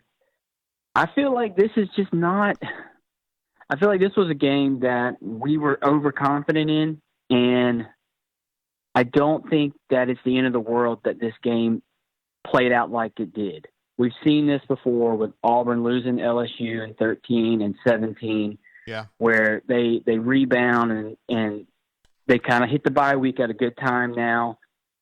I'm not saying, hey, we're going to go and win in Baton Rouge, but I don't think this is a bad loss for Auburn. I understand where you're coming from, and you're right about the 2013 loss to Baton Rouge, but you still have the trip to Baton Rouge coming up, and they've been really good this year. It's going to be tough. Oh, absolutely. I mean, I don't think that we're going to count that as a win either. I mean, it's. I posted earlier. I think 8-4 is probably what we're looking at, and that's really hard to kind of find the silver lining. But I do tend to agree with you. I think we can pick off one of these three that are remaining. This was never, in my mind, a SEC championship season, and take that for what it is. I mean, I keep hearing people say, you're 7, Gus needs to be doing better. I don't disagree. I mean, I was posting in December that he should have been fired. So I don't think that that's going to happen now, though. No. This is probably a good year for us to build pieces towards next year. Yeah, I understand where you're coming from, but the offensive line is going to be totally changed. The defensive line is going to be totally changed. And I don't know if this team's going to be better a year from now. And I think they need to get it done right now, my opinion. No, I don't disagree. Right. It was definitely a game tonight that should have been won. Bo did not play good. No. I felt like Gus was too conservative in the first half, and maybe that was trying to avoid the mistakes, and then he kind of let Bo go a little bit more in that second half, and the mistakes were made. That interception in the end zone, I mean, I kept thinking to myself, I would have saw post on the board if Gus would have ran a draw play about not being aggressive enough, Yeah. And the fact that he let Bo throw it seemed like Gus has has faith in Bo that maybe he wouldn't have had a couple years ago. But it didn't work out. It was a bad throw, bad play, bad read. Yeah. You need Bo to be better. I mean, that's the bottom line. You need Bo to be a little bit better. And I just think the thing is, if he's going to be bad, I think you got to quit going to the well over and over again. That's my only criticism of what they did today. Well, and I've heard people talk about this, and I'm actually really kind of starting to buy into it. I wonder if Booby is good enough. I feel like he flashes, and it's too inconsistent. And like you see him make a really good run, and then you see a run that just doesn't look good. It doesn't. It's not like for a lack of effort. It just doesn't look like he has the skills to read it correctly every single time. When he does it right, it looks great. When he does it wrong, it's just a bust. And I know some will say that's the offensive line, but I don't feel like he has that top tier talent that we've seen before. Yeah. Like with Trey. No, yeah. Even with Cameron Artis-Payne. Booby just doesn't have that top end ability. Yeah, I hear what you're saying, and I'm the one to call him Roomba, but he was really good in the third quarter when the quarterback was running. I think Power Man mentioned that. When Bo Nix was running and kind of taking some of the pressure off the reads on the tailback, he was a lot better. And they got off their own 4-yard line and got down there in a chance where they could have scored a touchdown. And, Bo misses the throw, and then he gets picked, and it's all downhill from there. But Boobie, I think you're right. He's not an elite player, but I think he's pretty good. He's good. He's solid. Yeah, and I think that this is one of those games where, like, in 2017, you need, like, Carry-On to make those plays like Carry-On did against Georgia. Carry-On made those plays against Alabama. I wonder, I'm kind of at that point now where I wonder if Boobie has the ability of making a game-breaking kind of play. And I don't know if he does. I mean, when you see that Bo is just clearly not, doing it right. Yeah. He's not executing the offense. You can put in Gatewood. I don't know if he's going to give you that spark, but your running back could be that spark, and Boobie just doesn't seem to deliver that consistently. Yeah. No, I agree. He didn't do it today. He had a couple nice runs, but I don't know. He doesn't just kind of impose his will on the game. I get it. Pena, Yeah. I mean, like with Trey. I mean, Trey would take it over. I mean, yeah. Even when they were bad. Curtis Payne ran for 1,600 yards in 2014, and that was probably the quietest 1,600-yard season that I can remember from an Auburn running back. But he was good. He took games over. Yeah. And we don't see that from Boobie. Pena, no. Appreciate you calling, bro, and being part of the site. You're one of the good ones. Yeah, I enjoyed this show. I really did. It's good stuff. So. See you, Pena. Thanks, Jay. I listed him as Pena in the beginning. I'm sorry, guys. He did say Pena, but I think of it as Pena. Pena, 87. Yeah, one of our really good posters. Tends to be a little bit of a Auburn apologist, which you would expect on an Auburn site. Just saying. Let's see. I was thinking about calling Jay Lee, but I mean we're 2.5 hours. I'm 2 hours and 40 minutes into this show, and maybe we'll just save Jay Lee's rant for the Tuesday rundown. Jeff Cheney says, "I love Trey. Everybody loved Trey. He was the man as far as." First of all, he got 1,000 yards in 2012 when that offense was absolutely terrible. Let's take this call from 334. What's going on, caller? How you doing? How you doing, caller? Are you there? Nope, we didn't get that one. Let's try this. Oh, dang it. I missed the 205 call. My bad. Just trying to catch you quickly there. See, Jonathan says, when will DJ get meaningful snaps? It ain't going to be real soon. Gus made it clear. I tried to tell you guys in the bunker. I knew he wasn't going to play today because Gus was like, well, we'll use him later in the season. And I was like, yeah. Hey, what's going on, caller? How you doing? Good, man. How about you? Good. I'm just fighting the power one more day. Who am I speaking with? This is John. Are you an AuburnSports.com member? No, I'm not. All right, cool. Very good. Your thoughts just kind of on this team at this point. 5-1, but this loss to Florida was bad. Yeah, it was pretty bad, man. I don't know if this has already been addressed or not, but I just can't wrap my head around why we didn't see Joey Gatewood on some of those third and shorts in the first half. That's a fair point. No, we've talked about it a little bit on the show. I just think that Gus gets a little tight, man, and he wants to stick with his guy, Bo Nix, and I think that's part of it. Yeah, I guess so. I mean, we didn't even get Wildcat today. But yeah. I mean, we didn't get Booby Cat. We didn't get Joey Gatewood. And I thought there was a point. There was a point there where I thought Joey Gatewood might have been able to bring something that Bo Nix and Booby weren't bringing. But, yeah, you know, that window kind of closed, and then they just decided they were going to ride Bo all the way through, and he didn't really come through. Yeah, I agree.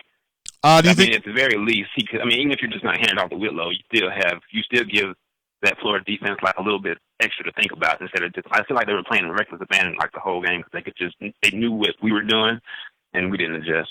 No, I agree with you. Particularly those defensive ends were crashing because they didn't have to worry about anything else. Right. And one touch for Anthony Schwartz. One single touch on a handoff that was never going to work. -4 yards. Fastest kid in college football, and that's all he got. Right. That's tough right there, man. Your thoughts, do you think they can do better than 8-4? Say that again? Can they do better than 8-4? Can this team do better than that? I think so. Gus usually makes some good adjustments after the bye week, so we'll see what happens. All right, very good, John. Appreciate you calling in, bro. All right, thanks, man. War Eagle. See you, man. War Eagle. All right, John calling in. So yeah, good stuff there.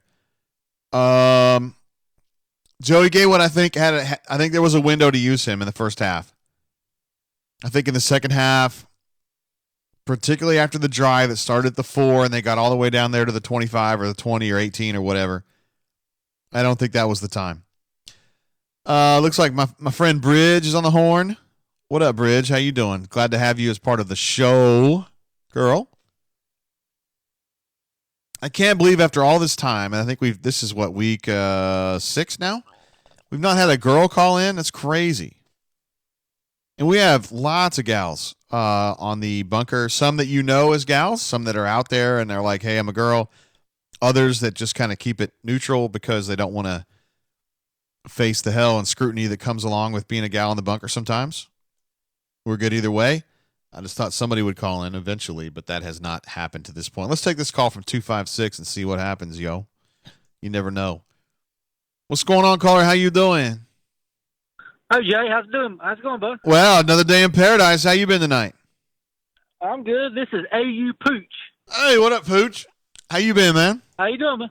Man, I'm great. I'm actually not great. I'm still down the dumps and pissed about the freaking game. Yeah, I hear you. But, you know, we talk about that play where Bo threw the bad pass to Seth on that slant that he should have hit. Uh-huh. Well, the play before, remember, Seth caught that deep ball. If Bo wouldn't have led him so much, he would have hit Seth in stride, touchdown. We don't have to worry about that. It's a fair point right there. I mean, he did. You remember that one? Yeah, he had to lay out to catch it, and it was a hell of a catch. But it shouldn't have had to been that hard, right? Right. I mean, he catches that in stride, touchdown. Yeah. I agree with you on that, man. He doesn't take that sack and lose 20 yards, field goal. We're winning. Defense is a little bit more rested. Probably don't give up that long run. We win. There's just so many situations like that. I bet there's 10 in this game where if Auburn just kind of takes advantage of that little spot, they get themselves in position to win this game. They didn't do it the whole night. Right. You're right. Got to do better on that. Anyway, well, the ghost of Tallahassee Tiger is still a degenerate, and I'll talk to you later, Jay. Enjoy the show, man. All right, Pooch. Appreciate you, bro. Hi, bud. Yeah. Hey, you Pooch, ladies and gentlemen. Let's take this call from 864. I don't even know where that is. Hey, what's up, caller? How you doing? Hi, JG. What is up? How you doing tonight? I'm doing well. I hope you are. Well, Sounds like you are. Well, hell yeah, I am. Of course. Why would I not be? Who am I talking with? This is Gus Muss. Gus Muss. Where are you from, man? You have an area code that I didn't recognize. Well, that's correct. I do live in Montgomery now, have for a good while. But your 864 area code is, where is that from? South Carolina. Oh, word. Okay. South Carolina. How do you like Montgomery? Is it all right? Absolutely. That's where I live too, so it's all good. People like to rag on that city all the time, but I think it's nice. I love Montgomery. All right, your thoughts on this team, man? 5-1. Can they do a lot better than this? I was disappointed today. It was a winnable game, obviously. I think you and your callers have covered most of everything that I think could have been improved upon. I listened to the first hour, then had to break away a while, and I've been back about a half hour. But have anyone talked about Christian Tutt? Not yet, no. Bring it up. Okay. All right. In the very beginning, you know, that very first punt that Florida punted and went behind Booby's legs, hit him, and we lost it down there. I really think that Booby was instructed tonight not to field any punts. Don't know why, but when the punt was very high and very catchable, but yeah, he made no effort to get to it. As a matter of fact, instead, he was telling the other players to watch out, don't let it hit you. But he caught his eye left the ball, and the ball came down, bounced, and hit him. after that, if you remember, he never fielded another punt the rest of the night. I don't think he was supposed to have fielded the first one either. Well, it was a big-time mistake, yeah. As a result, it cost us anywhere from 8 to 15 yards flipping field position each time they punted to us. That's a good point. It was kind of weird how they didn't do that, right? I don't know why, because I thought he has done a very good job of punting returns. I've been very high on Tut, except for the first half of the Oregon game. Since then, I thought he played very well. I've been touting him to everybody I know, but obviously it was a disappointment tonight. But I really don't think it was all on him. I could be wrong, but I don't think so.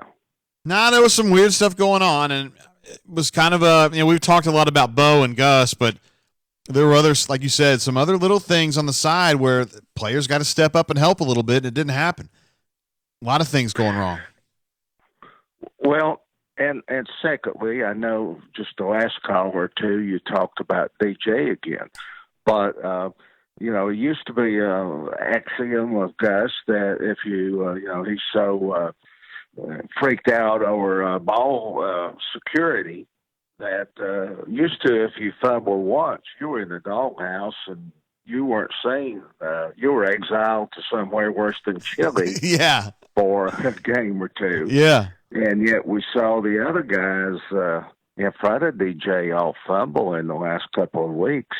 I thought sure he would move up to 2 or 3, yet obviously you knew something that most of the rest of us didn't, because I really thought we'd see him tonight. So cue us in. What was your insight on why you knew that Gus wasn't going to play? Because I asked him, and he gave me a weird answer, and I knew right away he wasn't going to play him. Now, whether that's good or bad, whether he should have played him or shouldn't, I don't know. But I knew right away Gus was like, nah, he wasn't going to play him this week. Okay. He just thought it was too big of a game. I appreciate it, and I enjoy the show. Enjoy the bunker. Don't post a lot, but I read it. My wife gets home to me every day. 'Cause, I spend a lot of time on it, and you've got a lot of knowledgeable people on there. And we do. I enjoy it. All right, Gus Bus. Appreciate you calling in and being part of the site, bro. Thanks, bud. See you, man. Bye. The Gus Bus. Yes, sir. Good stuff there. The stuff on Tut, I can't really get into detail on that one. I mean, he obviously completely screwed up that one that gave them possession down there at the 10 or the 12 or whatever, but then Auburn turned it around. I don't know how much longer we need to go on this bad boy. We're almost 3 hours in. I want to take this call from 205, though. What's going on, caller? How you doing? What's up, JG? Word. Who am I speaking with? Captain Eagle Fly Good. Hey, I just saw you in the chat, man. How you been? About time you answered my call, man. My phone was starting to look at me weird. Well, no, I thought it was Amanda, so I didn't want to do that. There's only so many things I can tell my wife before I have to say I'm trying to call my internet friend. So glad we finally got here. I'm your internet friend. Yeah, that's fair. That's fair. Have you been drinking tonight, Captain Eagle Fly Good? Let me tell you something, JG. That was the most hopeless offensive feeling I've had since Georgia 2016 in Athens. Oh, why do you got to bring that up? Damn. The CBS drive charts where it says interception, punt, downs. Yeah. I print that out and put it around the house just to remind me that things can always get worse. So it's always with me. I'll never forget Sean White trotting out there with his arm dangling by 2 tendons. Gus tossing it down the field. No, I'm more shocked by the lack of nuance from the bunker tonight. Most people are just kind of shitting right on Gus, but there were guys that were running open that Bo just missed, and he just one of those days, man. He just wasn't getting it done. I hate it for the guy. You know what it reminded me of was watching the Syracuse game in 2001. Yeah, when Dwight Freeney was just doing unspeakable things to Jason Campbell, just kind of knowing when he tried it out there, it wasn't going to be good. That's right. And so that's kind of how I felt watching our offense most of the day. It was a mess, man. And the thing is, you could see Bo just kind of like devolving. You know what I mean? Like you were like, he isn't going to make these throws anymore. Yeah. Well, you mentioned a couple minutes ago the overthrow to Seth that he hauled in and flipped over. He had Sal wide open over the middle for a first down. He was chucking it over Wee Willie's head. Yeah, that was bad. He just wasn't there. And so I don't really blame Gus for that. He didn't do a lot of stuff he's been doing, which is not so much puzzling as it is completely expected. But it's one of the, when Kenny Britt pops off a guy like he did on that long run, you just know it just might as well pack it up and go home. Yeah, because Kenny Britt doesn't miss tackles. I was most surprised on, though, was the interception that he threw in the end zone when he didn't throw it at the goalpost to Sal. Like, that's the only ball that Sal catches, Like, he just threw it right in the guy's numbers, and it was kind of like, well, I might as well go do something else today. It's going to be that kind of a night. Have you been drinking tonight? It's all good. Have you been drinking tonight? No, dude, I got small kids. I'm just trying to keep my house from getting burned down. Oh, word. Okay.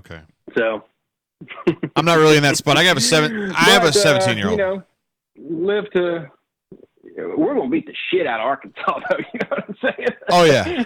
you can just circle that one on your calendar. So I'm excited about that. Gus Bowl is going to be a bloodletting for sure, but then you got the game at LSU. That's the thing. Well, the way that I acted in front of my entire family last time we played in Baton Rouge, I'm not necessarily looking forward to that one, but we'll see what happens. Are you still apologizing for that one? It's not a pleasant topic of conversation. Okay, we'll just fair say enough. that. Captain Eagle Fly Good, you're one of the greats, man. Appreciate you, man. Hey, I wanted to say I love the G Pits as well. What's the Oxford guy's name? Neil McCready? Yeah, Ned McGreevy. McGreevy, I think yeah. y'all got his Peloton riding paracircle hating ass. I think y'all got a great thing going. So I just want to say props to y'all. All right, appreciate you for listening to that too, Captain. See you, bro. All right, man. Appreciate you. See you, Appreciate man. what you do. We'll talk to you later. Bye. Captain Eagle Fly Good, one of the good ones. One of the really, really good ones. Doesn't post enough, I don't think. Doesn't post enough, but now we have some insight into why, because he's got young kids at home. We've all been there. I only have one, and she's 17 now, almost 18, so it doesn't really occupy me the way that it did 10 years ago. I mentioned this on the G-Pit show the other day, but it's been kind of sobering. I got 3 calls coming in right now, seriously. Guys, we're almost 3 hours into this show, and you're still calling in. I did want to say that I said on the G-Pit show that, you have a baby, and they're a pain in the ass, and then in my case, I had a girl, and then she loves daddy. They love daddy. And then it gets to a point at around, let's say 12, where they don't love daddy anymore. And all they want to do is raise hell, and it sucks. Although I love my daughter and everything. Hey, caller, how you doing? What's up, JG? Thanks for calling in, yo.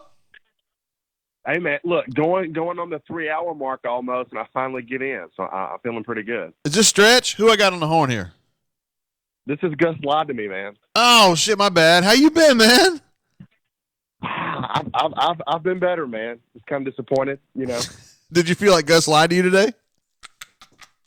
It's kind of funny because I haven't really been able to fire up the bunker with a lot of his quotes about him lying to us. But I do have some things I took away from the game, though. Yeah? I feel like, and I haven't been listening to the show that much. I've been listening off and on. I feel like a lot of credit hasn't been given to Florida's defense and the atmosphere. I think maybe myself included, we kind of underplayed the atmosphere. Just listening to it from the TV, I know it's a lot different from being in the swamp, but it was loud. And you could just tell early on, Bo trying to make checks on the line of scrimmage, it really messed up the offense early on. So hats off to Florida and that crowd that really, played a difference in the game. Offensively, Captain Eagle Fly Good said, he said something good. It kind of reminded me of that 2016 game against Georgia. You trotted out there and you just knew the offense wasn't going to get anything going. Bo made a lot of bad throws, left a lot of throws on the field. He did. but I think some of the blame has to be put on Gus.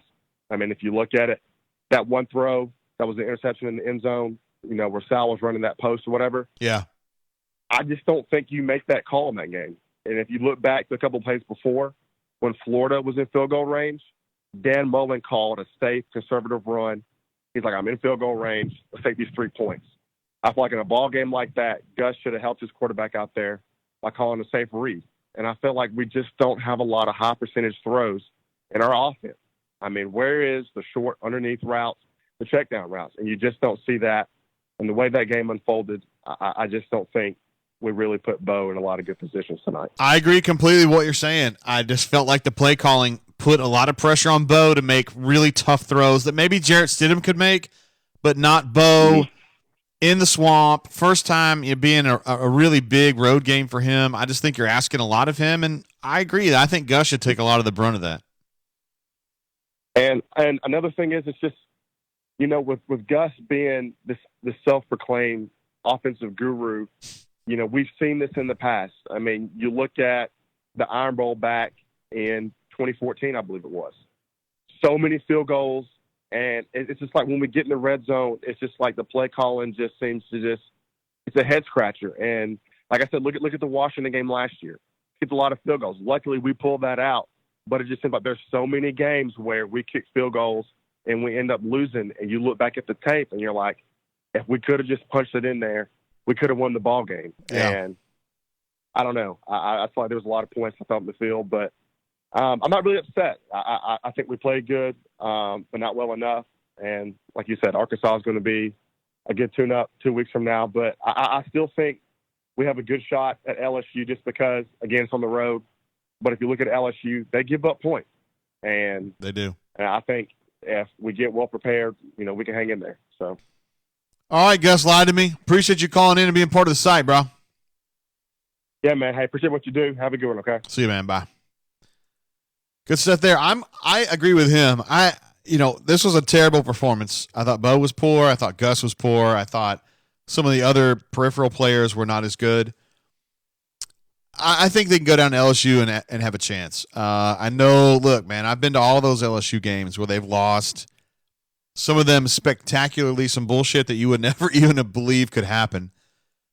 I still think this team's pretty good, and I think they're going to have a shot to win down there because they're going to be able to score. I don't think Auburn's offense has got some issues, but I think LSU's defense has got some issues too. So I'm not saying Auburn's going to win. I'm just saying they've got a shot, and I think they're going to dig out of this. I've already told you guys that. I think they're going to win in 9 or 10 games. I still think they're going to be fine. And Bo's not going to be like this every single time. We saw him against Mississippi State. They asked him to do things he could do well, and he played well. Tonight, I thought Gus put a little too much responsibility on him, particularly as the situation got worse.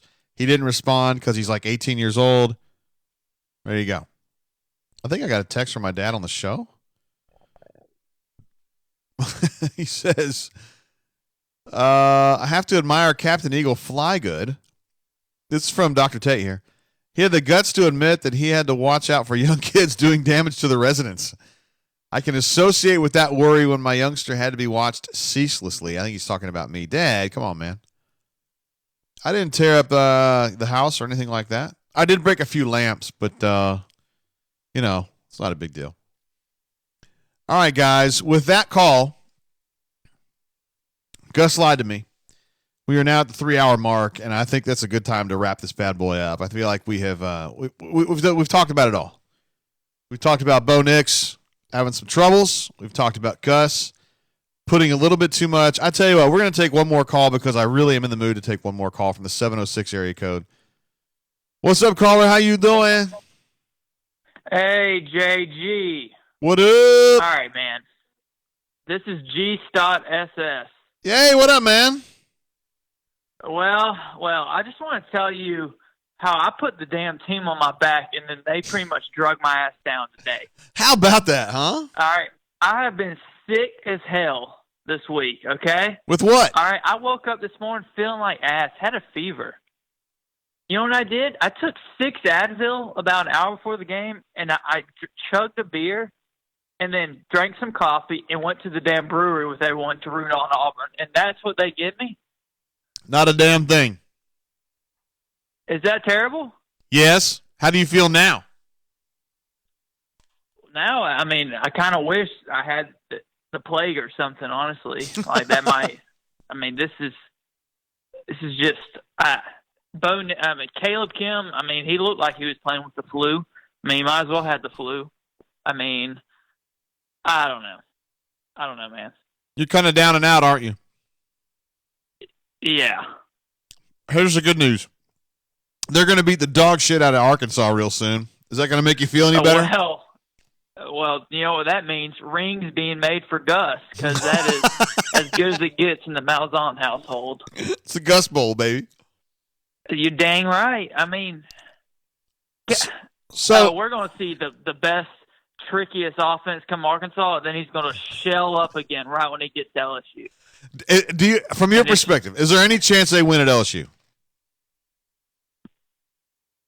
No. I mean, they're going to have to score with LSU. I don't see that happening. Yeah, it's going to take 35 points. Yeah. I mean, unless Bo, who's apparently known as an accurate passer, yet he's only been accurate in one game this year. Fair. Fair. But, I mean, the running game, the only way they run against a good defense is if the quarterback runs a little bit like today, and then they don't do that the rest of the game. Man, I'm going to be in doom and gloom mode for the next month probably. I would hate to see that. You hate to see that. Yeah, believe me, Liger will be going wild, and I will be in all those threads as he fights the good fight. Yeah, I hear you. Well, all right. Well, I just had to tell you that again. I came to play today and was ready to rock, and that's the crap that got paid for me. But all right, JG, I appreciate you. I know I just got back, so you've been going a long time. So yeah, I have been. I appreciate you. All right, GS Thoughts. Be good. See ya. See ya, man. I hope you feel better, bro. I love that he Advilled up and was hoping that was going to be enough. You hate to see that. Adam Lindsay says, things you hate to see. That. Exactly. All right, so we're now at 3 hours and 2 minutes. We still had some calls coming in, not at the moment, but we did a minute ago. Here comes another one from 205. But you know what? I'm just going to let it go. It's 9:49 in the Central Time Zone, 10:49 in the Eastern Time Zone. We've had a ton of people call in. And I want to give them credit for the folks who have called in. We'll start off with my dad, Dr. E.T., although he did not call in. He's been texting me and messaging me. I did not see your number come through, Big Daddy. 49 minutes to midnight let us off. We had War Eagle GS Town Enthusiasts against the spread. Jaybird, RLN, just 1 minute. And then our anonymous Lurker, who had the good stuff about the pulling guards. Doc Dumpsta, of course. B-Matt was on the horn. AU Bruce, Jay Walker, MD Harrell, Farm Data, Sloppy Mexican, Power Man, Dylan, Pena, or Pena, 87, AU Pooch, Gus Bus, Captain Eagle Fly Good, Gus lied to me, and we just had GS Tots. GSTOTSS.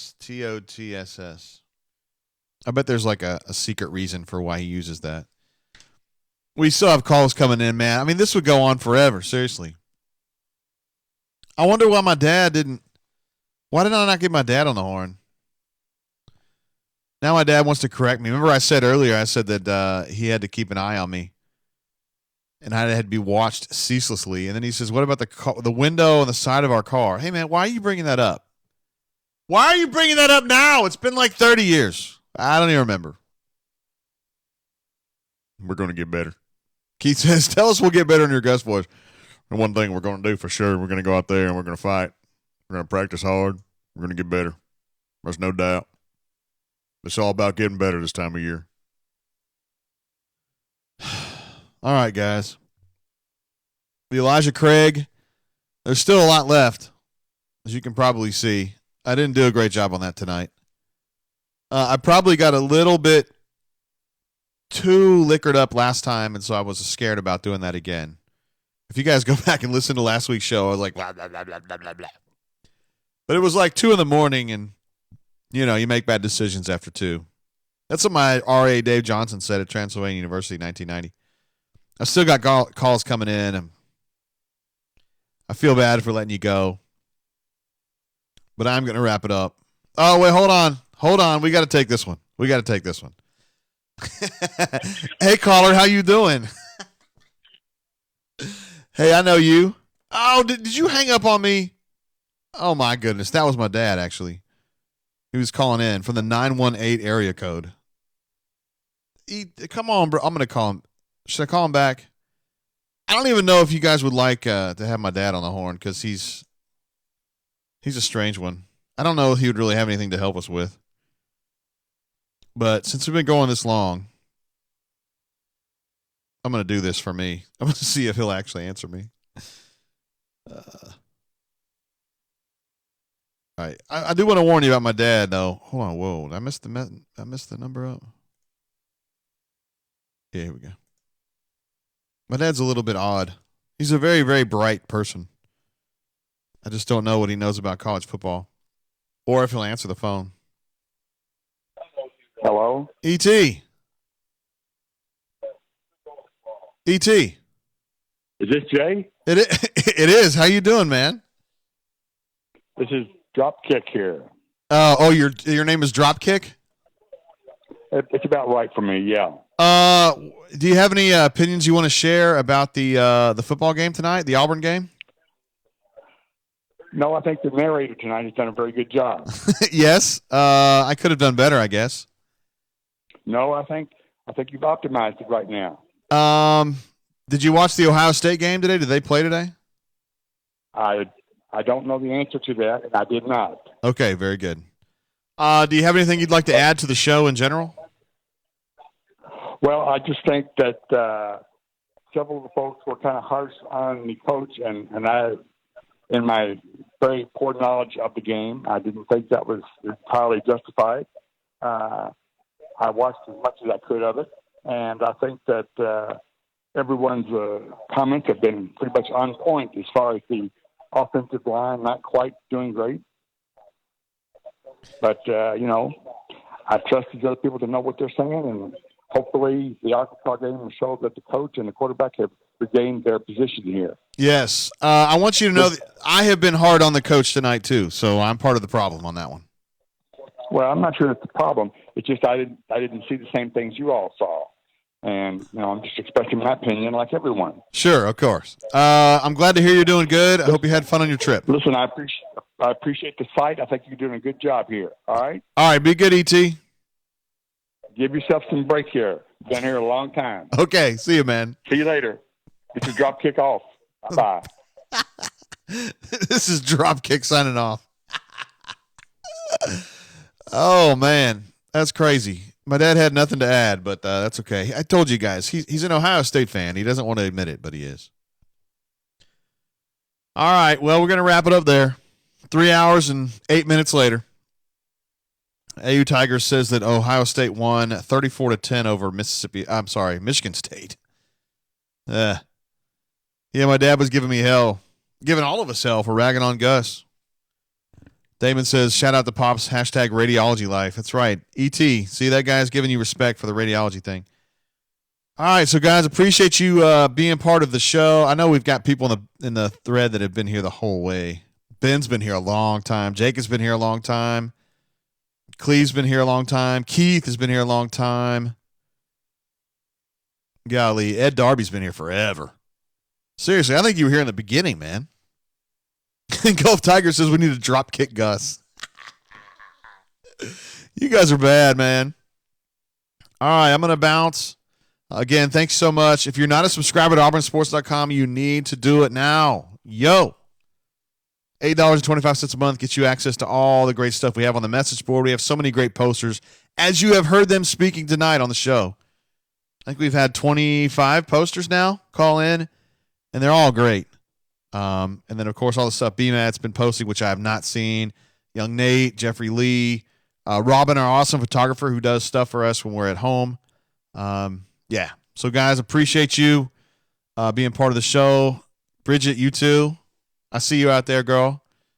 And we'll check you guys next time. Until then, keep your feet on the ground and keep reaching for the stars. See you guys.